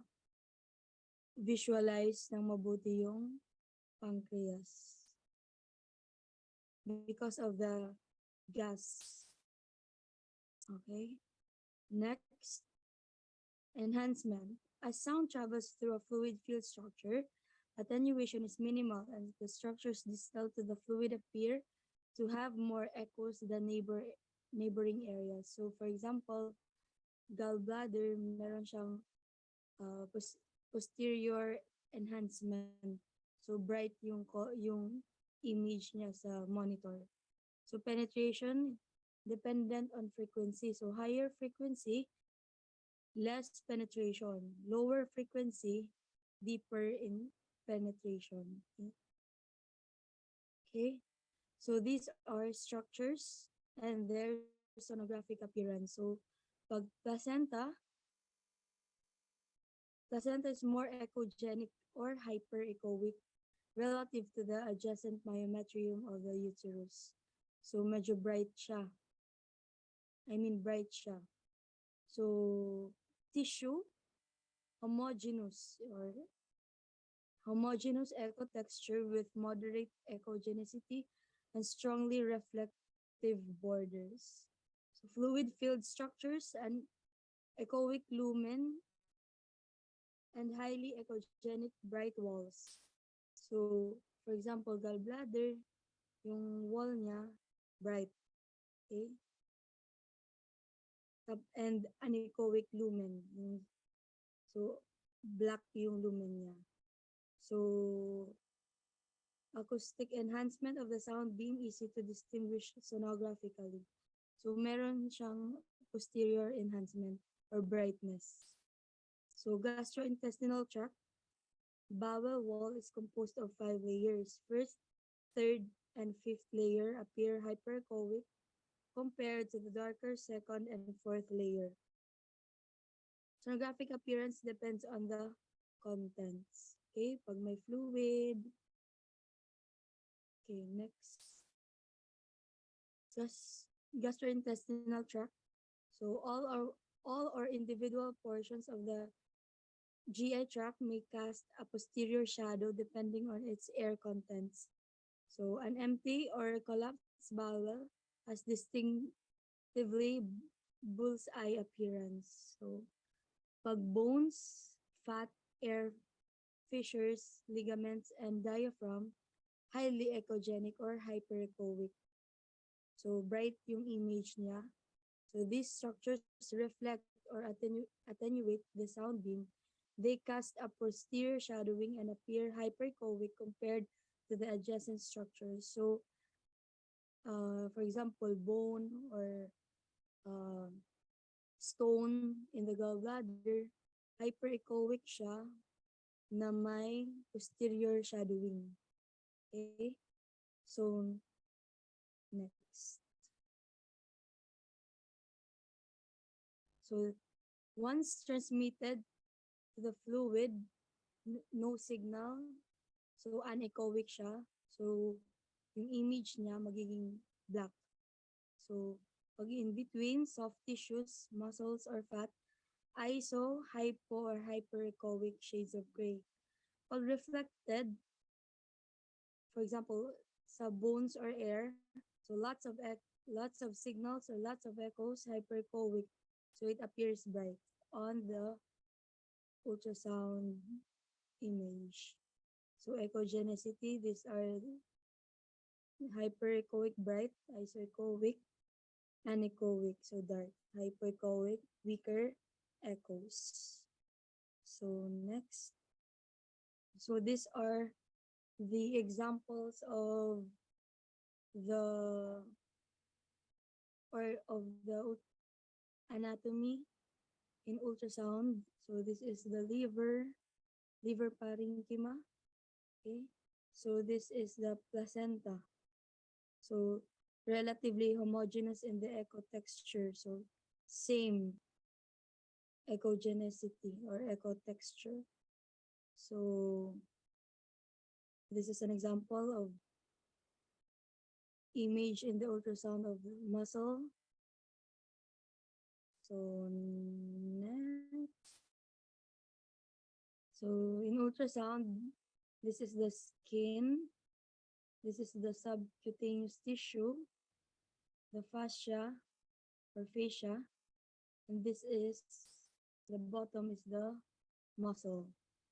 So here, this is your gallbladder. So you measure the length and the width. Okay. Next. So this is hyperechoic, the bright one. The hypoechoic, this one, this gray structure. So hyperechoic, hypoechoic, hy so this is the bowel wall. So ultrasound terminology, anechoic black, hypoechoic dark, hyperechoic bright. Okay, these are the images. So for example, of a dense structure. So this is a stone in the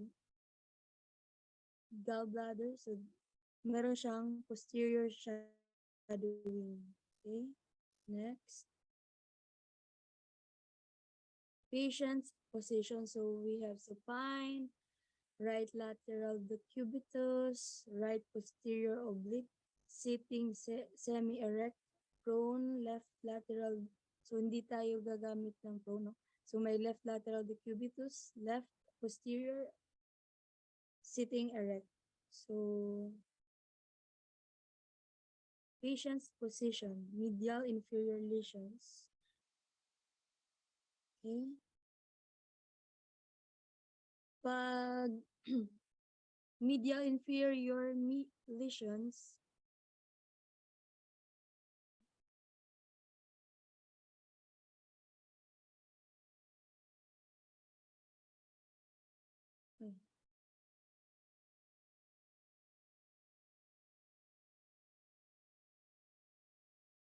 for example, this image represents your left breast.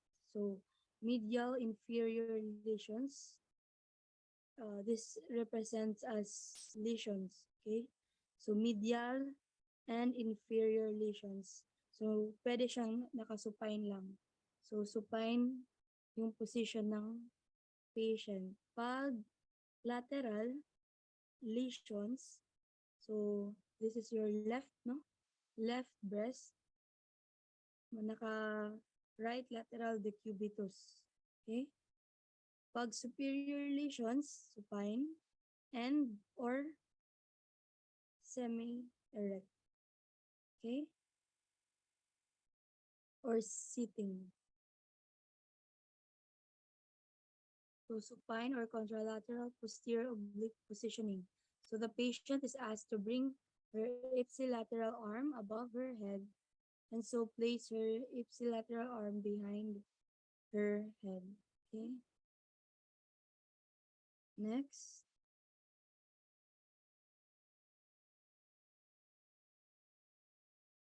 So this is the breast anatomy. So we have here the clavicle, the sternum, the areola. So this is the areola. This is the nipple. So the areola is a dark circle of skin that surrounds the nipple. So the nipple is the outlet for milk during breastfeeding. So fibrous tissue so that supports your breast, making them feel firm. Okay, these are the ducts that carries milk from the lobules during breastfeeding. So these are the lobules or mammary glands that produces milk during pregnancy and breastfeeding. These these these are the fatty tissues that fills the spaces around the ducts and lobules. So this one here, the axillary lymph nodes. This is the chest muscles and the ribs. Okay. So breasts are paired structures in the anterior thoracic wall and lies anterior to the pectoralis major and serratus anterior muscle. So this is your pectoralis major muscle, axillary tail, the nipple, suspensory ligaments, and glandular tissues. So breasts or mammary glands are exocrine glands whose primary function is lactation through lactiferous ducts following pregnancy. Okay. The breast is composed of 15 to 20 lobes made up of stroma and parenchyma, and the terminal ductal lobular unit is the smallest unit. Okay, so professional standard, we must dress appropriately, introduce ourselves to the patients, so we make sure to have the correct patient, baka kasi iba yung pumasok sa room. So briefly explain the examination, obtain a brief medical history, practice courteousness and respectful interactions with all patients and staff.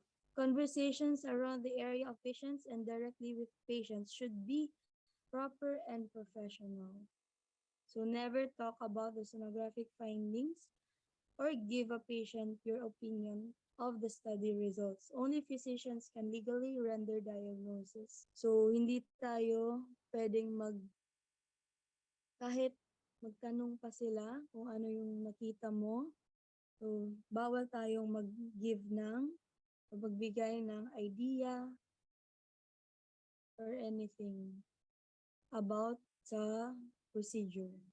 I mean sa image. So each transducer has a marking on the side to indicate the correct direction and image orientation. So it should be always at the right side of the patient. So this is an example of the marker. So this is the probe. Okay, so longitudinal. So the transducer position on longitudinal view. So longitudinal, the marker of the transducer should be anterior on the probe. So marker should be pointing towards the patient's head. Okay? Like this one. So ito yung marker niya. Okay? Longitudinal sa ultrasound of the urinary bladder.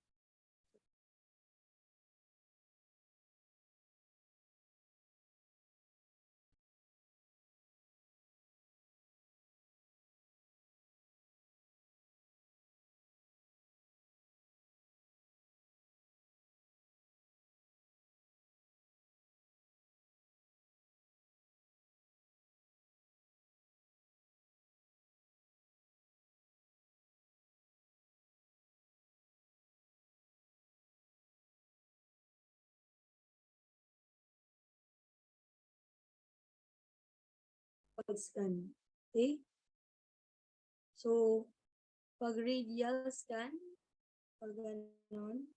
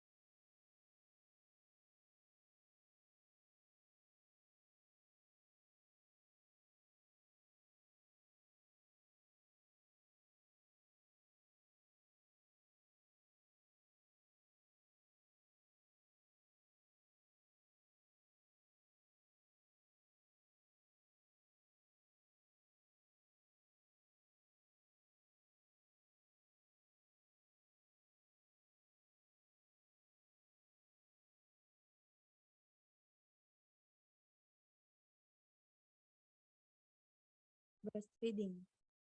So, ligaments and glandular tissues. So, hindi tayo pwedeng marker of the transducer should be anterior on the probe. So, marker should be pointing towards the patient's head. Okay? Like this one. So, ito yung marker niya. Okay? Longitudinal sa ultrasound of the urinary bladder. So, this is the longitudinal view of the bladder image. For example, lang to ha. So, the transducer position in transverse view. So, in transverse view, marker of the transducer should be pointing at the right side of the patient. Okay, like this one. This is the marker, so it is pointing to the right side of the patient. This will be the image on the monitor, transverse view. So this is the transverse view of the prostate. So sectional views and image orientation. Pag sagittal plane, so the upper part is your anterior, the lower part or the bottom part is the posterior. So sa right side, superior, sa left, inferior part of the organ. So pag transverse, anterior, posterior, right and left. Okay? Side ng organ. So next, this is the example.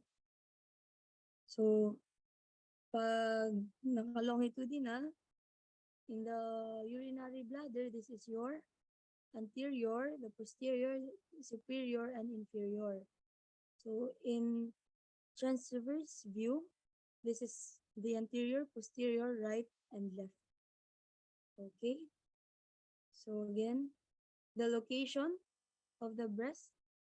So extend from superiorly second rib to inferiorly sixth rib and medially from lateral border of sternum, mid-axillary line laterally.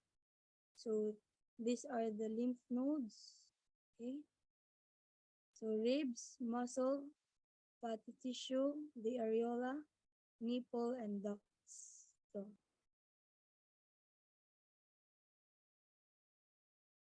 So this is the anatomy of the breast. So medical structure of the female breast, axillary lymph nodes. It filters lymph fluid from your breast and help your body fight infection. So fatty tissues fills the spaces around the ducts and lobules.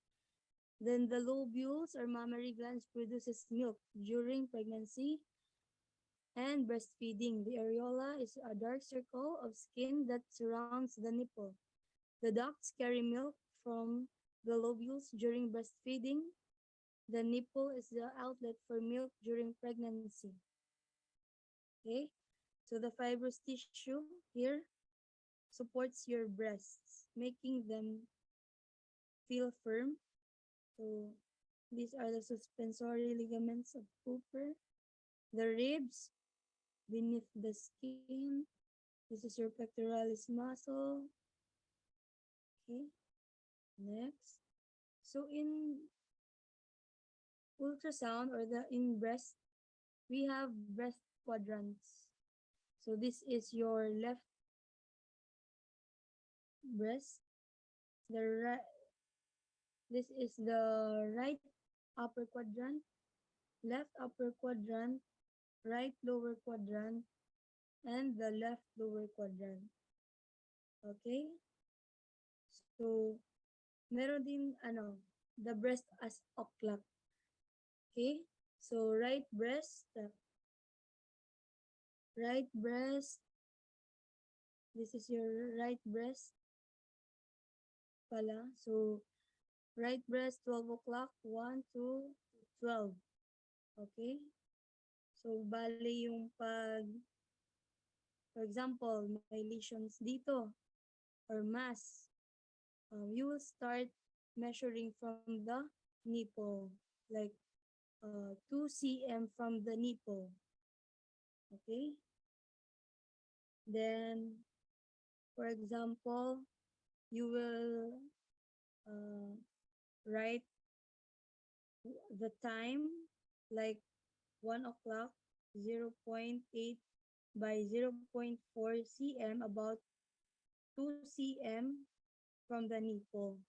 So, yung measurement niya is, the measurement of the mass is 0.8 by 0.4 cm. At 1 o'clock, about 2 cm, from the nipple. Okay? So, may distance din from the nipple or the depth.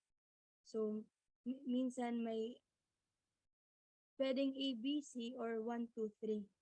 So, yung nearest to the chest wall, C, yung middle, B, and sa may nipple, A. Okay? This is for the location or identification of the mass or lesions. So,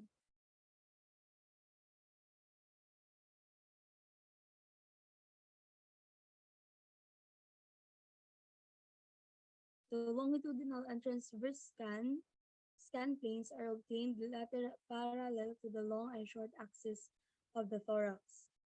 The radial scan plan out from the nipple, and an anti-radial plane lies at 90 degrees to the radial plane. Okay? So, ito.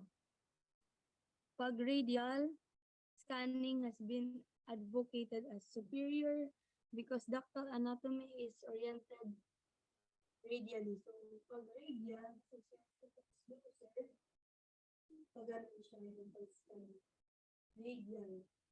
radially.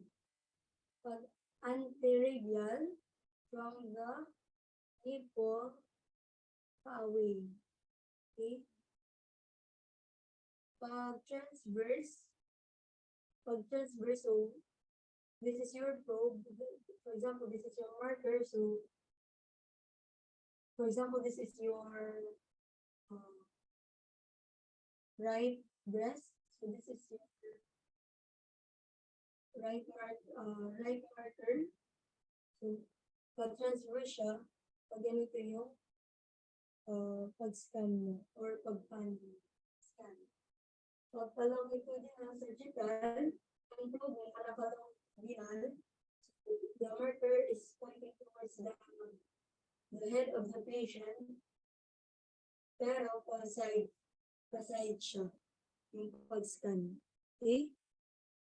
So, pag radial scan, pag ganon, pag anteradial, pa-away.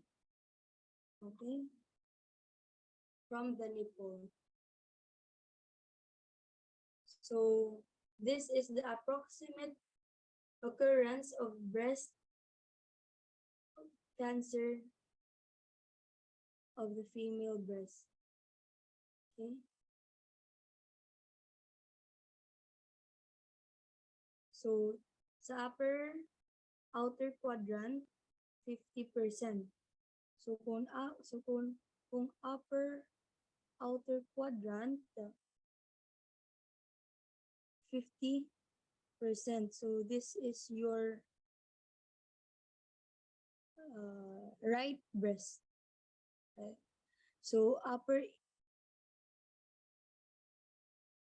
inner quadrant 15%. So left outer quadrant 11% and left inner quadrant 6%. So okay, this is an example of anteradial from the nipple pa away. So pag radial parang clockwise siya. Okay?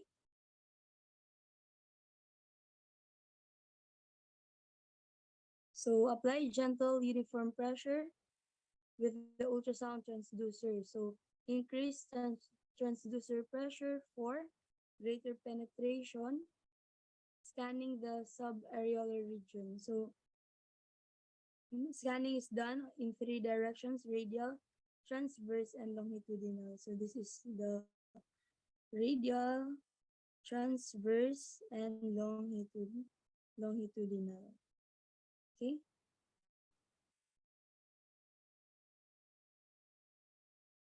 So this would be the image of an anechoic pattern. So cyst. So it appears black, oval or round shape, circumscribed margin, horizontal orientation. It has posterior enhancement. So no calcifications. Pag fibroadenoma, hyperechoic. So most common oval or round, less frequent lobulated. So circumscribed margin, horizontal orientation, sometimes minimal posterior enhancement. Okay, it may have gross calcification. So pag cancer, may irregular shape siya, no? Tapos posterior shadowing. Okay? Irregular shape, frequently round or oval. So pag glandular tissue, hyperechoic siya. So locally prominent glandular tissue. So okay. Next. So in ultrasound, this is the breast anatomy. Here is the primary fat layer. This layer here is your mammary layer. This hypoechoic area is your retromammary layer. This hypoechoic area is the pectoralis muscle and the rib. Okay. Next. So the value of ultrasound for detection and diagnosis largely depends on the quality of the images. So in breast ultrasound, we use the linear transducer. So because linear transducer is used for superficial structures, okay? Linear array of up to 512 piezoelectric crystals produces true geometric images. Okay? So it is typically used for superficial structures, linear of 512 piezoelectric crystals produces true geometric image. Transducer frequency of linear is at least 10 megahertz. So at 12 to 18 megahertz high resolution images. Okay. So we have to, in field of view, we have to consider the depth of the setting. Field of view should include from the skin to pectoralis muscle alone. So do not include the pleura or the lung. So in labeling, we must include the facility name, examination, patient's name, okay, the designation of the right or left breast, so that is very important, the anatomic or label diagram of the breast, the so yun yung, uh, for example is the right breast, 1 o'clock, there is 0.8 by 0.4 cm, about 2 cm from the nipple. Okay. In the left breast, there at 4 o'clock, there is 0.8 by 0.4 hyperechoic solid nodules, about 5 cm from the nipple. Okay. So that's how you label or diagram of the breast. Okay. So you record measurements to the nearest millimeter or centimeter. 3 measurements are given: initial image of lesion, orthogonal view. So this is the longitudinal view. Okay. You measure the length and the width.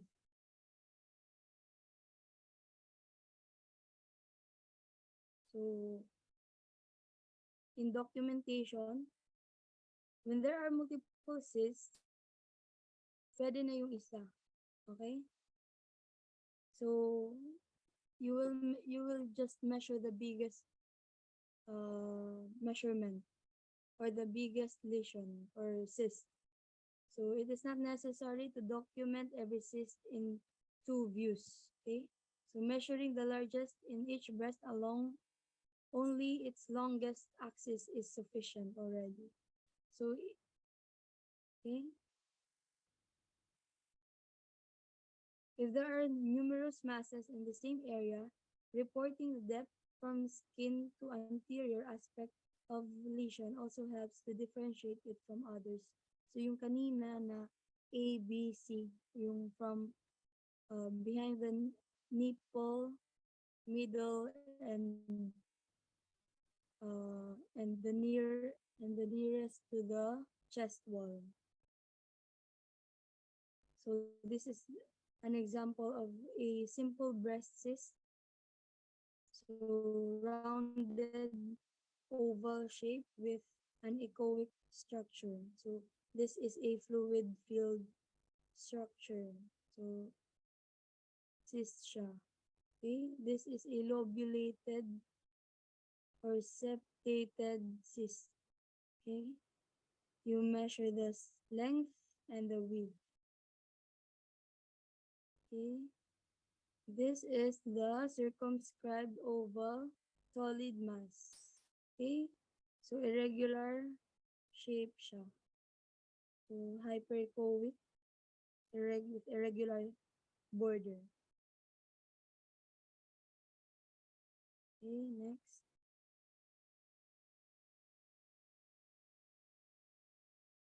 So the advantages of breast ultrasound. So a breast ultrasound has no risk from radiation. So it poses no risk to pregnant women. Okay? So yung breast ultrasound, ino-complement niya yung sa mammography. So pag merong hindi nakita sa mammography, rine-recommend na mag breast ultrasound. Or pag may, for example, na kakapa, so a breast ultrasound produces detailed images of breast tissue. It can reveal if the lump is fluid-filled cyst. So, makikita natin if cyst siya or mass. Okay? So, screening breast ultrasound may identify abnormalities that are not visible with mammography. So, including some that may require biopsy. So, mga di nakikita sa mammography, so, nagre-recommend yung doctor ng breast ultrasound. So, the disadvantages of breast ultrasound. So, ultrasound images can't capture microcalcifications unlike sa mammography. So, those tiny calcium deposits can often be some of the earliest signs of breast cancer pa naman. So, sa mammogram, ma-detect siya agad. Okay? So, breast ultrasound may miss small lumps or solid tumors that are commonly found with mammography. Being obese or having very large breasts may make the ultrasound less accurate. Okay? Kasi, syempre, the penetration and yung ultrasound is yung ultrasound is operator dependent. So that's one of the disadvantages. Okay, so I think this is the end of my lecture. I hope you've learned something, and for us girls, or we must check like annually our breasts if we have something na nakakapa, pa-check up na, okay? So, thank you very much for listening. I hope may natutunan kayo. Okay? Thank you so much.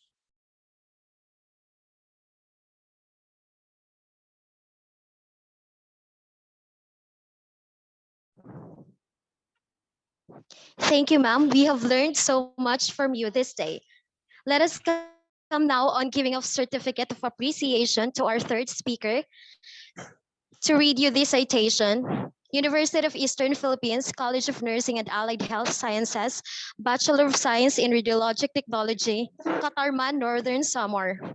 Is hereby awarded to Erica Bangoy, RRT, for sharing her expertise in breast ultrasonography during the webinar Breast Imaging, Isang maDIBDIBang Usapan, held on March 18, 2023 at online Zoom app, given this 18th day of March 2023, signed Professor Rungel L. Estunilo, RRT, MSRT, Program Chairperson, signed Professor Mary Day E. Florano, College Dean, signed Dr. Cherry I. Ultra, University President.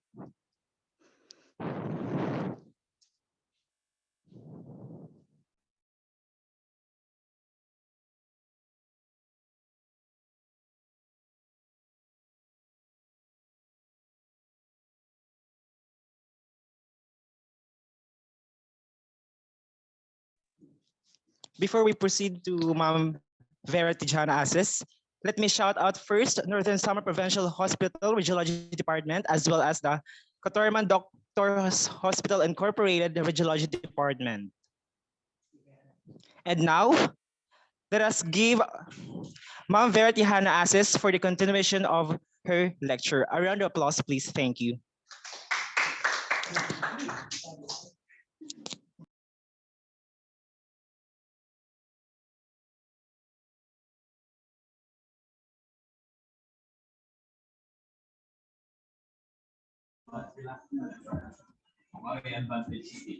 Pero may love daw yun, do fake.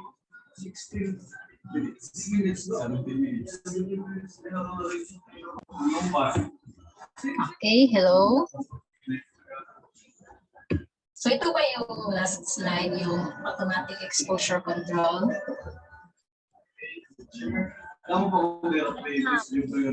Ayan, okay, thank you.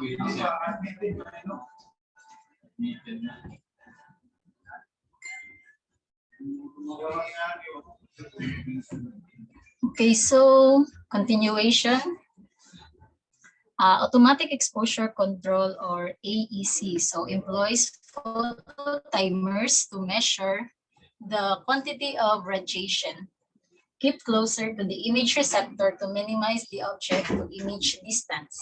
And it also improves spatial resolution. Okay, so as you see dito sa image, yung photo timer detector is dito sa baba. Okay, next.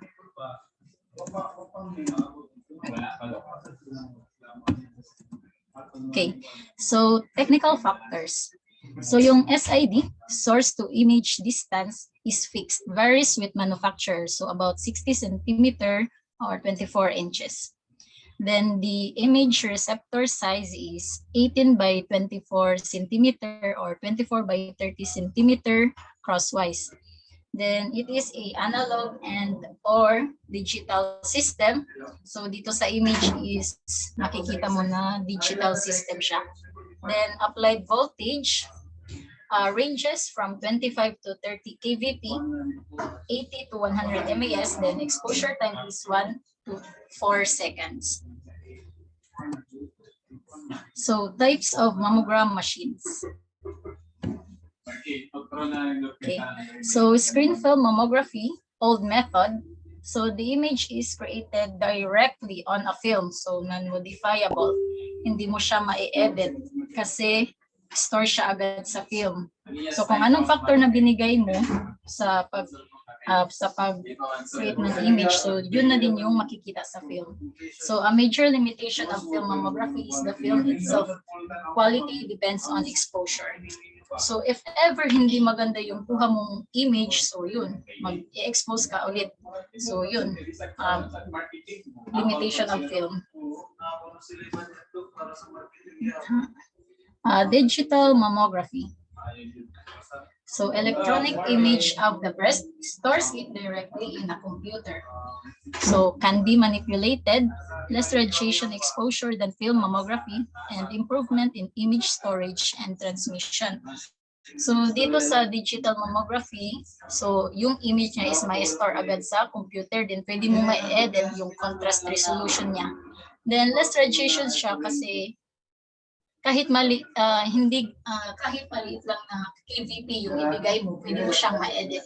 Pwede mong i-high or low sa computer na mismo. So breast tomosynthesis is also called three-dimensional mammography and digital breast tomosynthesis is an advanced form of breast imaging or mammography that uses a low-dose X-ray system and computer reconstruction to create three-dimensional images of the breast. So breast tomosynthesis aids in the early detection and diagnosis of breast disease. Breast tomosynthesis is not yet available in all imaging facilities. So yun, yung breast is nandito, then meron siyang rotating X-ray source. So ito yung example ng breast tomosynthesis. So mas makikita dito yung ayun, abnormalities sa slice 30. So sa slice 1 to 23, medyo hindi siya kita. Then pagdating sa slice 30, so yun, nakita na. So the thinner the slice, the better. So yun, mas makikita agad kung may mga abnormalities. So two types of mammography. So first is screening mammography. It is typically done every year for all the females over 40 years of age to check the women who have no sign or symptoms of breast cancer. Finding breast cancer early greatly improves a woman's chance for successful treatment. So usually, yung mga nagpapa-physical exam lang yung nagpapa-screening mammography. Then diagnostic mammography. It is different from screening mammograms in that they focus on getting more information about a specific area of concern, usually due to suspicious screening mammogram or a suspicious lump. So kung may nakitang suspicious sa screening mammography, yun magiging diagnostic mammography na siya. Then pwede na yung i-follow up, check up sa mga doktor kasi para malaman kung ano na yung, kung anong extent na yung abnormality niya, kung benign ba siya or malignant. So what diagnostic mammogram does? So it may reveal that an area that looked abnormal on screening is actually normal. So kailangan yan ng routine checkup. It could reveal that an area of abnormal tissue probably is not cancer, but radiologists may not ready to say it normal based on this x-ray. So recheck up in 4 to 6 months. The results could also suggest that a biopsy is needed to find out if the abnormal area is cancer. So yun sa image. So makikita mo dito yung sa left is normal, then sa right is yun, merong breast cancer. So indications. Screening mammography is recommended for women of age 40 and above having no symptoms of breast disease. Women with a family history of breast cancer should get herself screened. So ano yun, kailangan talaga mamammogram yung mga may history sa breast cancer. Then diagnostic mammography is indicated for women with disease symptoms. So yun, breast pain, breast asymmetry, change in color, wrinkling, folding, nipple discharge, palpable mass, swelling, calcification, benign or malignant tumor, lymph node enlargement, nipple retraction, follow-up for previously evaluated mammographic findings. Okay, contraindications. So no absolute contraindications. Relative contraindication include, so pregnancy, hindi pwede yan magpamammogram kasi radiation. Breast implants, so precautions should be taken. Severe nipple discharge, large palpable mass, inflammation, cardiac pacemaker, women within reproductive age of 15 to 39, then rarely performed for women under 30 because of more sensitivity to radiations. So yung sa cardiac pacemaker, sa experience ko, meron akong namammogram na may cardiac pacemaker, pero yun, cautious, parang cautious lang kasi baka maipit. So yun, dahan-dahan lang. So patient preparation. So first is schedule the patient. So yung schedule nito is kailangan 10 years. Sorry, 10 days sa first drop ng menstruation. So example, kung first drop ng menstruation ng patient is March 1. So after 10 days pa siya pwede mammogram kasi against yung breast tissue niya pag mayroon siyang menstruation. So pagdating sa sa hospital, so yun. So put on a gown, remove any jewelry, talcum powder or antiperspirant. So yung sa amin is binibigyan namin ng tissue na may alcohol or water, then yun, winawash yung yung armpit.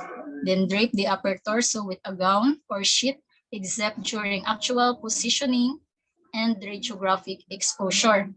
So kung hindi pa mag-start yung mammogram, bigyan mo na siya ng gown. Then explain the procedure and documents any relevant patient history as per departmental protocol.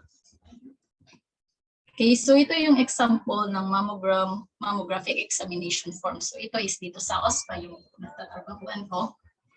So sa right side yung merong name of patient, address, age, sex, date of birth, yun kung previous patient ba siya dito, kung kailan, then phone number para kung meron ng result, makontak siya agad.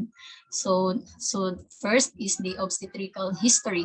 So yun, yung last menstrual period, yung first, kung kailan yung first drop niya, kailangan i-indicate dyan. Yung menarche is kung ilan yung age niya, first siya nag-menstruation. Then, menstrual irregularity, kung regular or irregular ba siya, then age of first pregnancy, ilan yung age niya, yung una niyang pagbuntis.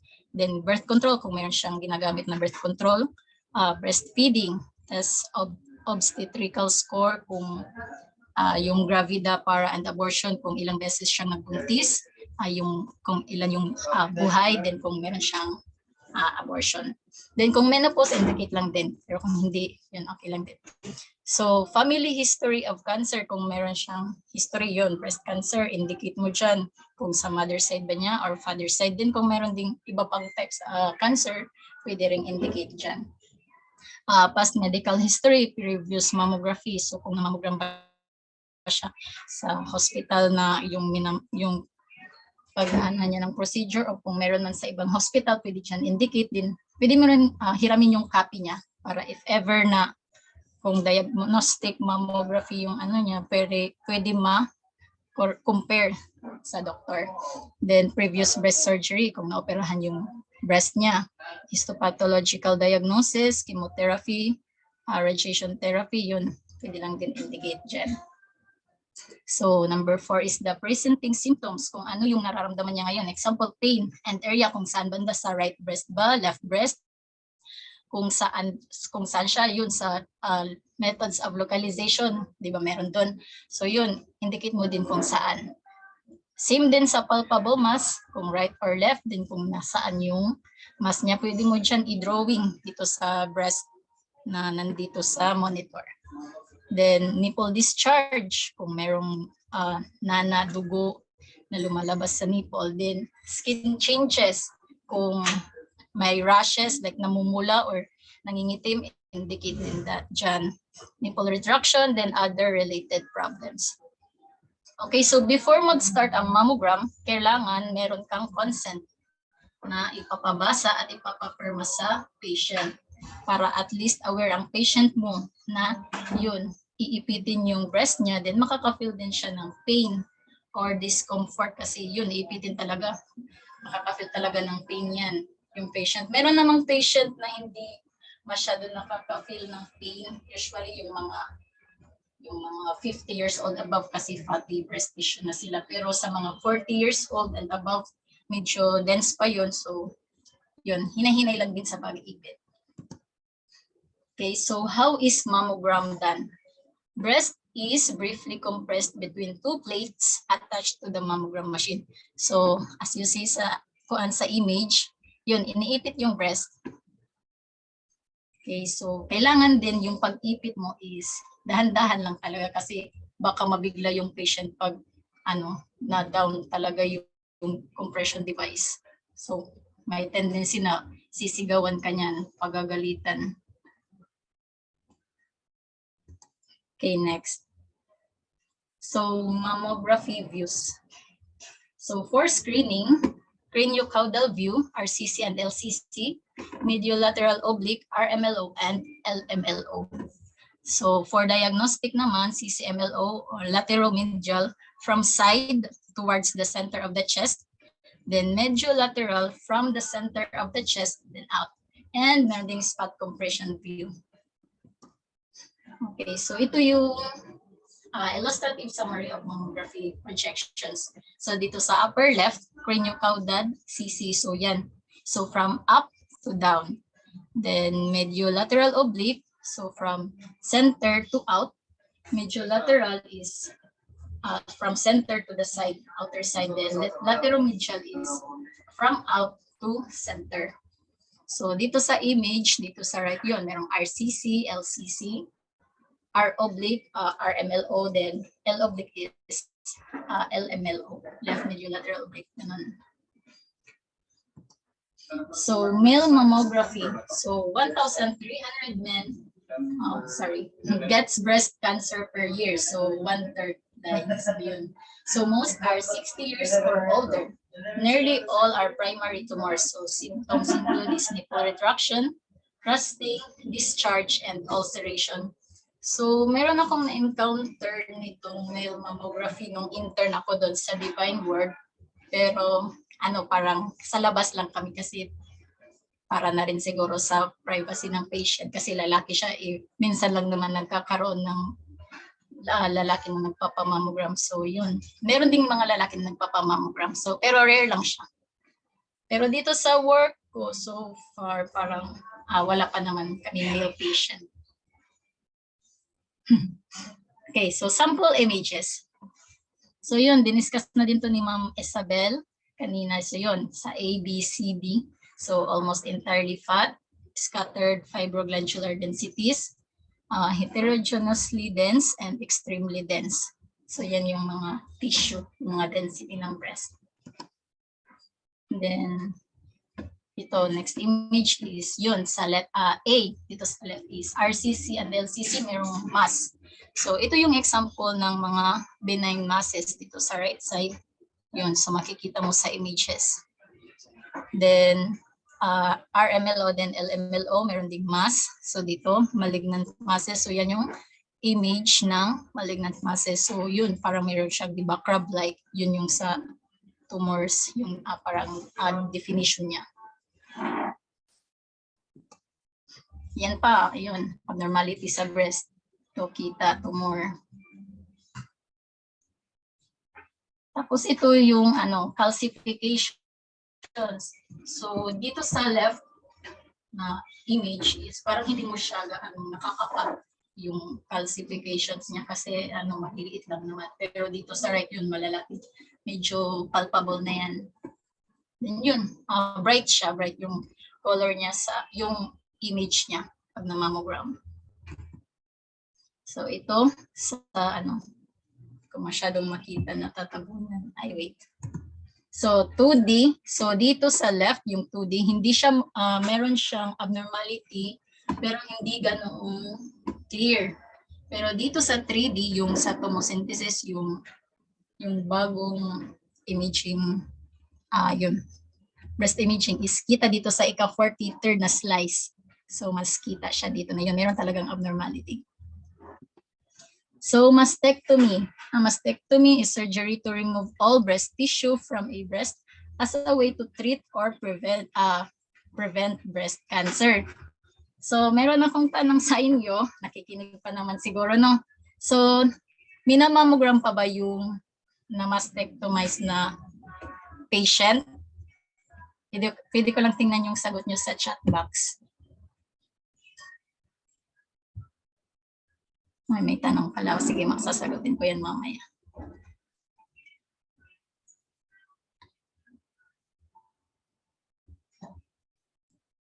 Naririnig naman po ako, no? Yes, ma'am. Loud and clear po. Okay po. So yun, tanong ko. Kailangan pa bang i-mammogram yung patient na tinanggalan na ng breast?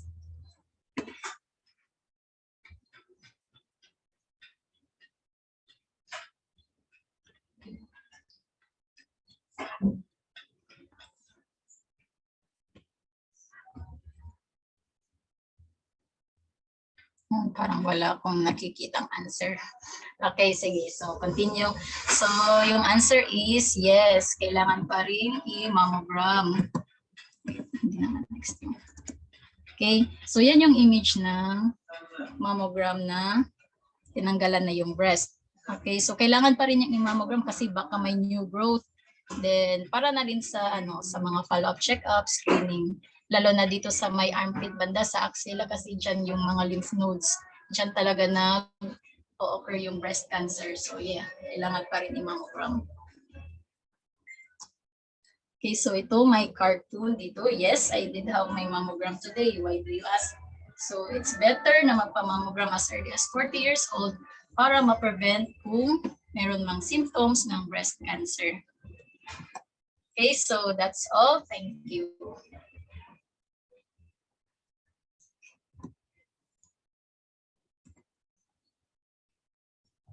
So now let us proceed to the questions. So Ma'am Vera, we have some questions here from the viewers. Wait lang, hindi pa ako nakakabalik.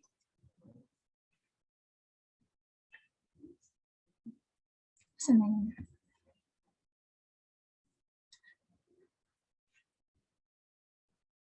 Okay, sige, wait lang.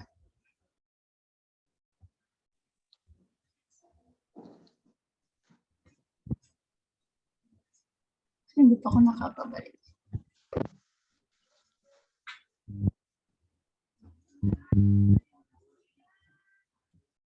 Yun, sige.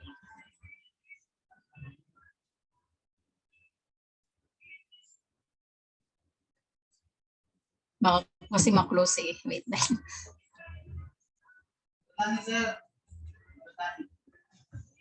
Okay, so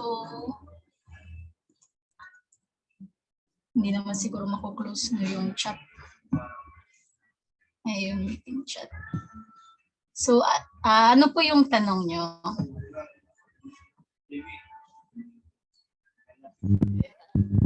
Thank you so much, ma'am. That's so informative. I'm sure our audience has learned a lot from you. Ma'am, are you willing to ask the questions? Sige po. So anyone can raise your questions and open your camera. Hello, ma'am. Good morning po. Hello, So good morning. I have a question here po. Is there a risk of radiation exposure from having regular mammograms? Hindi naman, wala naman masyadong risk kasi 'di ba usually 30 kilovolt peak lang naman. Then meron namang every year na mammogram. So benefits over risk din. So okay lang kahit magpa-mammogram at least once a year. Ako nakakabalik.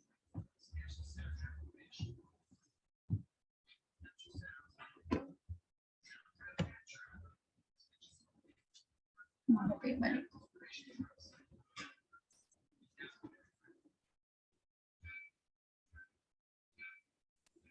Thank you, ma'am.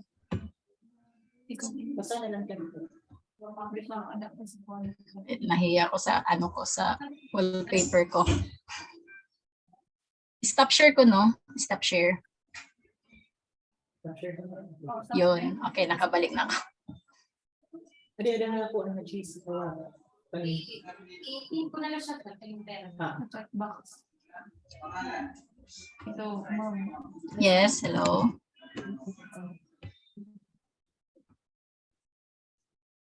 Yun, okay, nakabalik. Nakabalik na ako sa Zoom.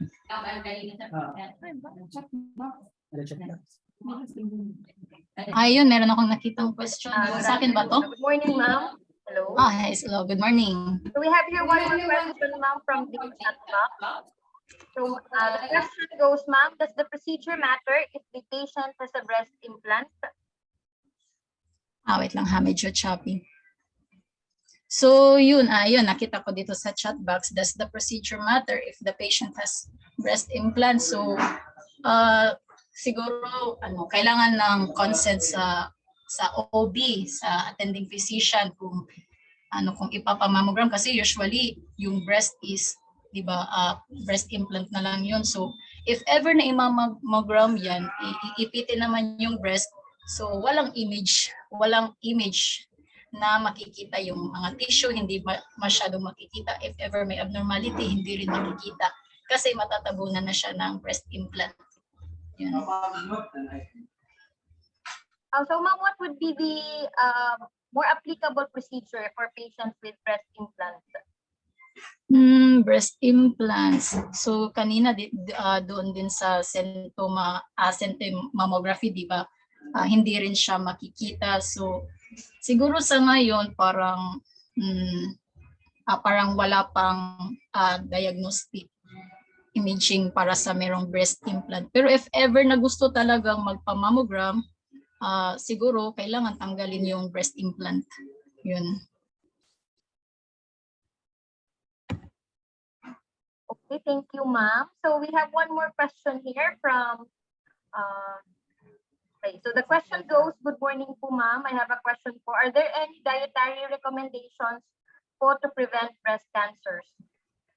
So depende yan kasi example sa history, kung meron talaga kayong sa inyong family history na breast cancer, meron kang dapat iwasan kung iwasan ng mga pagkain, ganun. Din sa dietary recommendations naman, yun, eat healthy foods, then exercise. Kasi yung sa breast cancer, usually at age 40 years old pa naman malalaman. So yung sa atin ngayon, sa mga younger, yun, self-check lang. Yung clock system, yung sinabi ni ma'am kanina na every month kailangan mag-self-check. Yan. So thank you, ma'am. So we have one more question. I guess Ma'am Dermaline Malubago is raising her hand. Ma'am Dermaline. Sige po. Wala mo rin, Dermaline.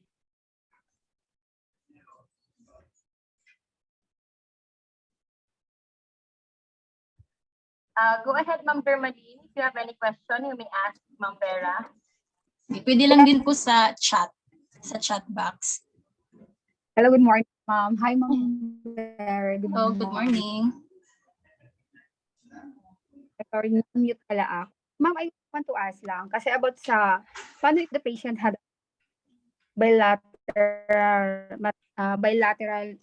mastectomy? Na lang yung monitoring sa breast cancer, especially if the Medyo choppy po. bilateral. So, yung sa'yo is mastectomy, no? So, yun, kahit na mastectomize na yung... Ito ba yun? Wait. Is it possible to image the breast kapag... Ito na ba yung question? Yung is it possible to image the breast kapag nag-undergo na ng mastectomy? Yun, no? Yung question? Bilateral. So, yun, kahit bilateral na yung mastectomy, yung na-mastectomize is kailangan pa rin magkuha ng image. Pero usually, ano na lang yan yung RMLO, yung sa oblique views na lang. Kasi kasi mahirapan na rin sa CC, yung sa craniocaudal kasi wala namang breast, wala namang may ipit.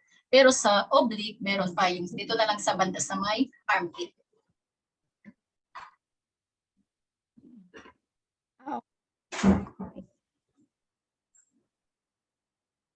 Thank you, Mom. Okay, you're welcome. So, meron pa? Wala Do we have any na. more questions? I guess there's none. So, Ma'am Vera, thank you very much for your lecture. So now let's proceed. Go back to our MCs. Ariel. Okay, thank you so much.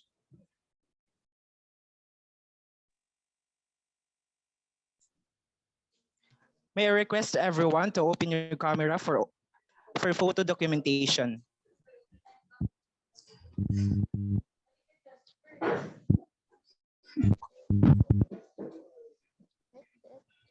Yes, smile. Yes, smile. May we request everyone to please open their camera so we can have our photo op with Ma'am Vera. So 1, 2, 3, smile. Next. Ito pa po. So 1, 2, 3, smile.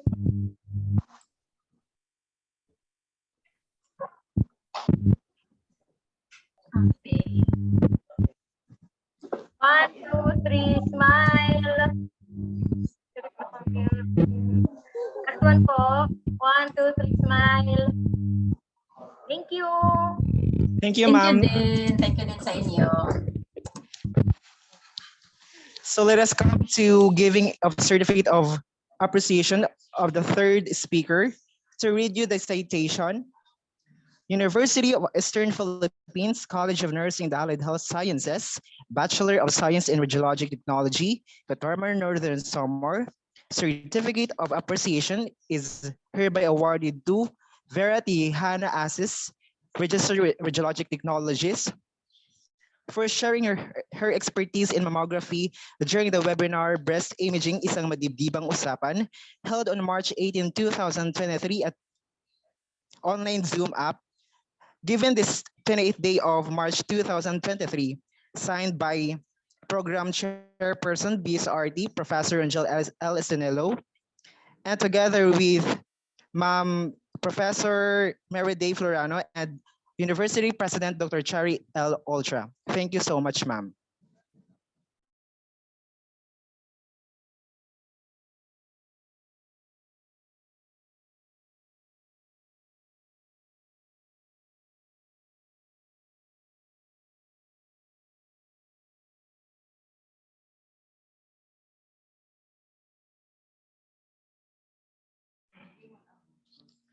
For the student synthesis, we may call 2 students from both level 3 as they give their reflection, knowledge, and experience regarding the said context.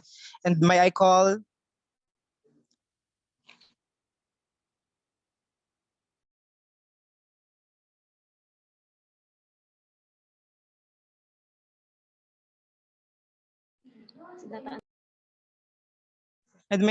Stephanie Hipay for her synthesis. A round of applause, please. Thank you.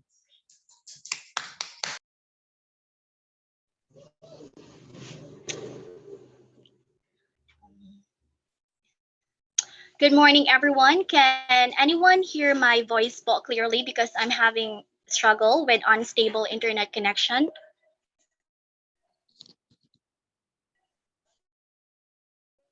Your audio is clear and loud. Thank you.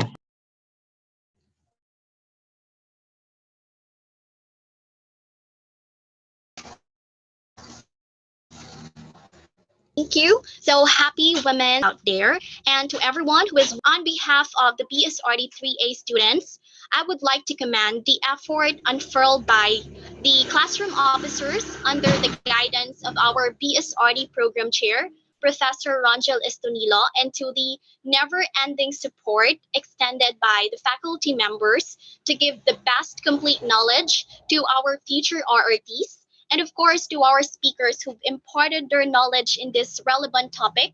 We would like you to know that we are so favored and fortunate to be part of this Isang maDIBDIBang Usapan manifesting International Women's Month celebration.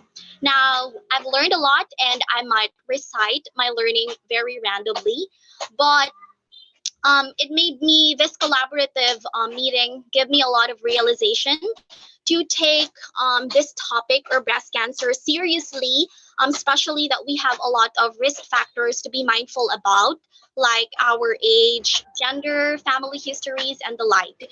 So it's very alarming how our battle against breast cancer is becoming tougher, but it's also amazing how we build our defense against this breast cancer more resilient and stronger through collaborations and ongoing research to give the most appropriate technique, method, position, and modalities to provide a high survival rate to all breast cancer patients out there, and to even prevent these malignant cells of the breast to invade our health.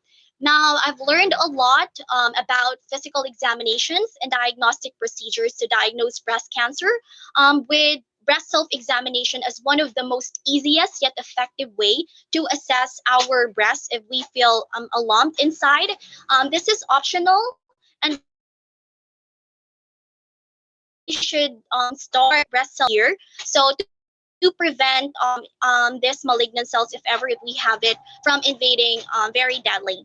So I've also learned about sentinel mammography, and sentinel lymph node screening or mapping, which were discussed by one of the speaker, Mom Bell, about the sentinel mammography or sentinel lymph node mapping.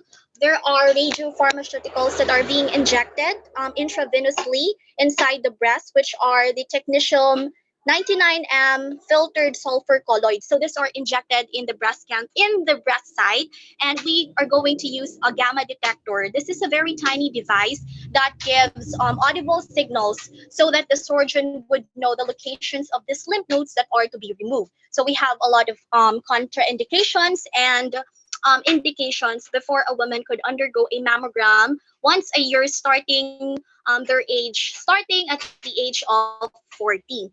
So Mom Vera, the second speaker, also gave a very informative discussions about this relevant topic, most specifically sa history of mammography. And it's also amazing to know that the founder or the root of all informations in mammography is a man. So it's truly that man is part of this International Women's Month celebrations because they empowered and they save lives of a great women.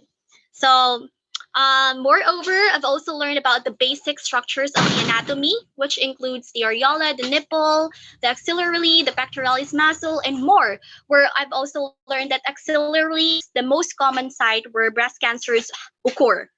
I've also learned about the distance and the depth of the tumor, the scanning technique, factors that are used, which is very minimal lang, so that it's very safe and safe to undergo a mammogram once a year.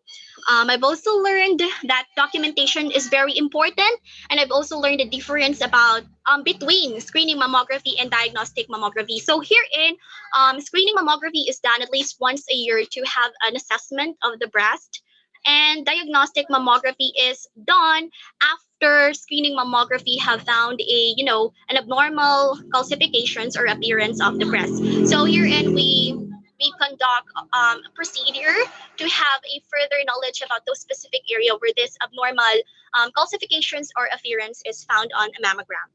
Now, we've also learned about indications, contraindications, and yes, I've learned a lot, and I cannot like recite those one by one because I cannot master everything in one collaborative meeting. But still, I want you to know that I've learned a lot, and I'm so grateful to be given a threshold about the fundamentals in this relevant topic to build a strong foundations in mammography against breast cancer. So I would like to congratulate everyone, and I would like to extend my heartfelt gratitude. Once again, good morning and happy International Women's Month.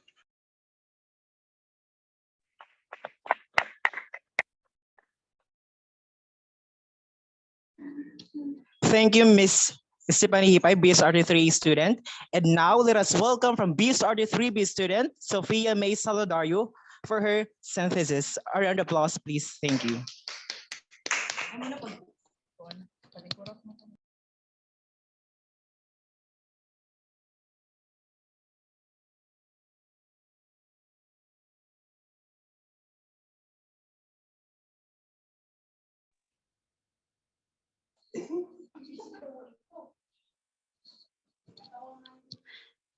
Good morning, everyone, to our university president, Dr. Cherry Ultra, and to our college dean, Professor Mariday E. Florano, and to our BS Radiologic Technology Force of the University of Eastern Philippines, headed by our program chair, Professor Ronjel Estumilo, and to the radiologic technologists from different hospitals, and to our BS Radiologic Technology students, and to the Facebook Live viewers, and especially to our guest speakers, Ma'am Vera Tihana Adi Asis and Ma'am Shahela Saures and Ma'am Erica Bangoy.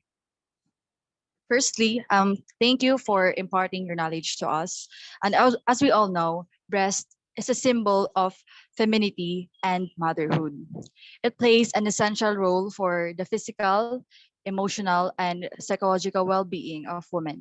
I believe that the importance of breast for women empowerment cannot be overstated because breast is one of the most important organs or most important part of woman's body.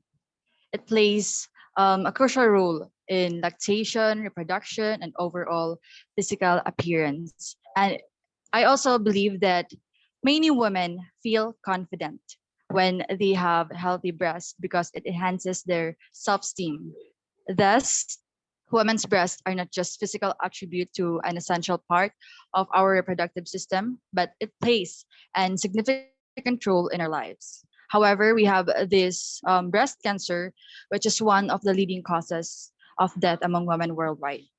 And that's why, as a woman, regular breast self-examination, and according to Mom Suarez, women have to execute breast examination every month.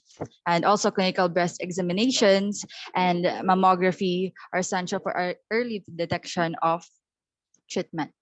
And lastly, a simple advice to everyone, and especially to women out there, don't settle for the bare minimum and be gentle with yourself. You're doing the best you can. Happy International Women's Month. Thank you.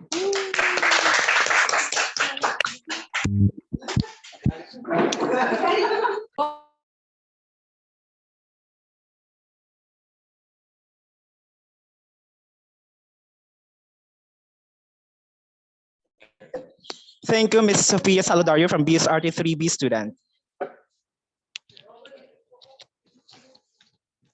Moreover, before we formally end our webinar, may I call Mr. John Roe Paredes, a BSRT 3B president, for his closing remarks. A round of applause, please.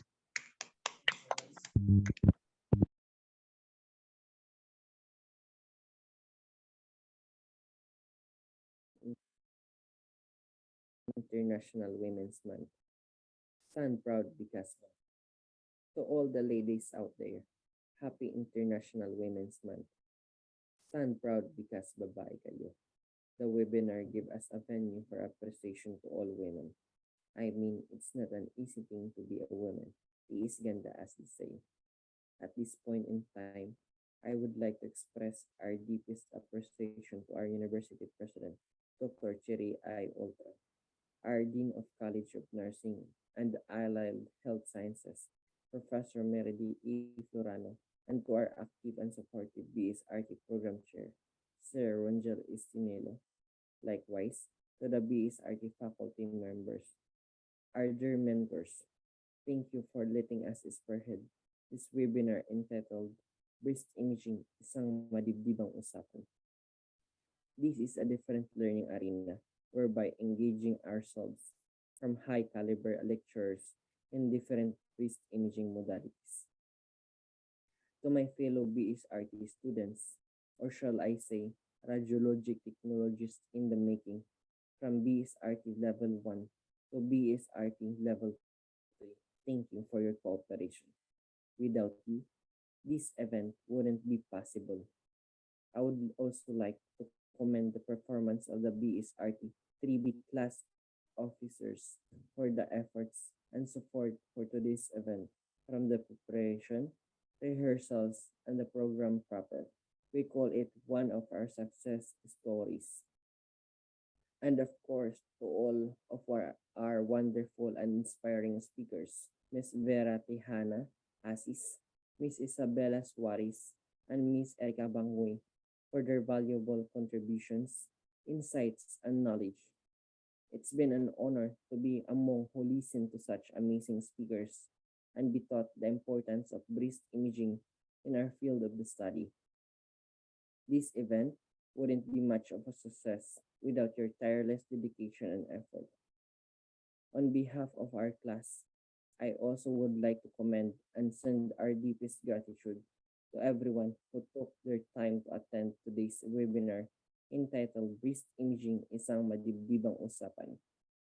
Your attendance is indeed a blessing. May the lessons and insights that we got from today's discussion be of great use to all of us in the future as a medical practitioner. It's been a pleasure to be with all of you today. Once again, congratulations to a successful event, and thank you for attending. Have a great day ahead.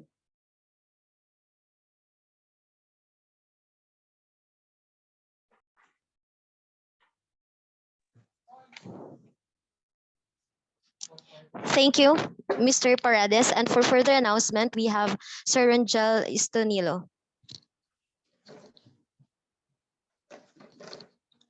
Hello, everyone. So thank you so much for your cooperation, participation, and collaboration. That it turned out that this webinar as another success in the BS Radiologic Technology program. So I would like to remind every student from BSRT level 1 to 3 that we will have our candidates forum for the upcoming student election on March 22, 2023.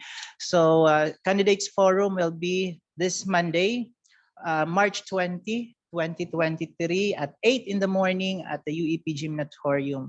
So your attendance will be checked. So again, I would like to request the attendance of the BSRT level 1 to 3 in the upcoming candidates forum at the UP Gymnatorium on March 20, 2023. That's Monday at 8 in the morning. Please wear your RadTech Day t-shirt. Thank you. And I would like to turn over our virtual screen to our MCs.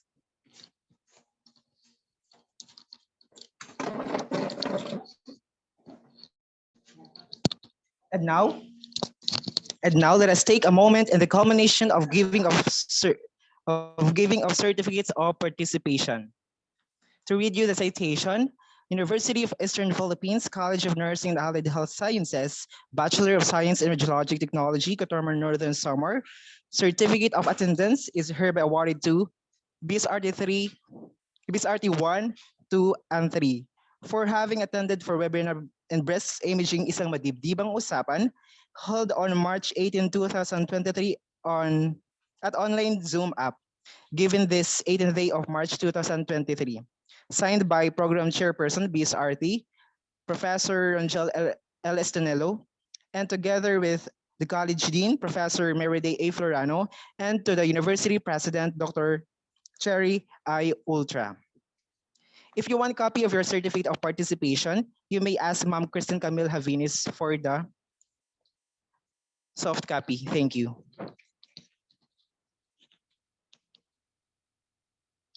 As we end our program, truly the significance of mammography, ultrasonography, and scintillammography plays a vital role in assessing diagnostic procedures in medical imaging field. This is a reminder for us as we future radiologic technologists must possess highly competitive, determined, and proactive in the innovation of imaging modalities.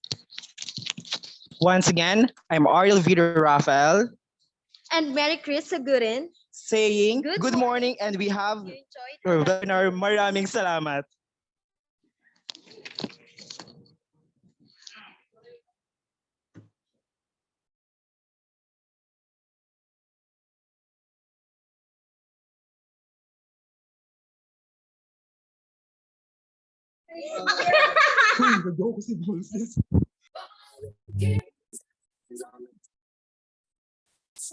Thank you so much for the participation. You may leave now.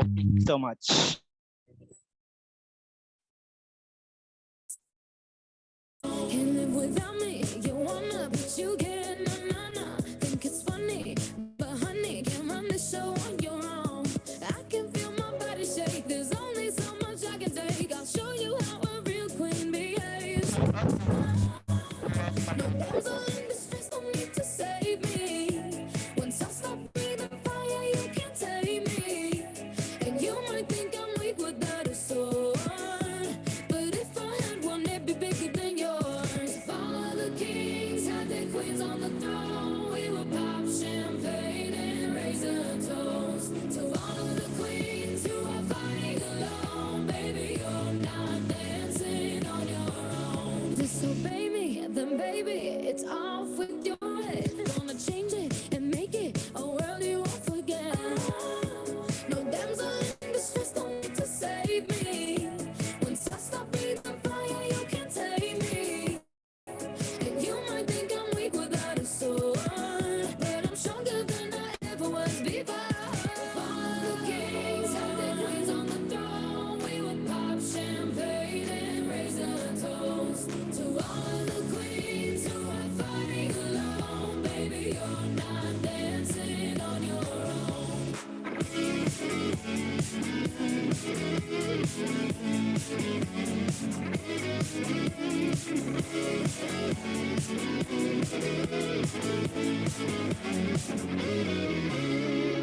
And just a king can move one space at a time, but queens are free to go wherever they like. You get too close, you'll get a loyalty high. So breathe it in to feel alive. All the kings have their queens on the throne. We will pop champagne and raise a toast to all of the queens who are fighting alone. Baby, you're not dancing on your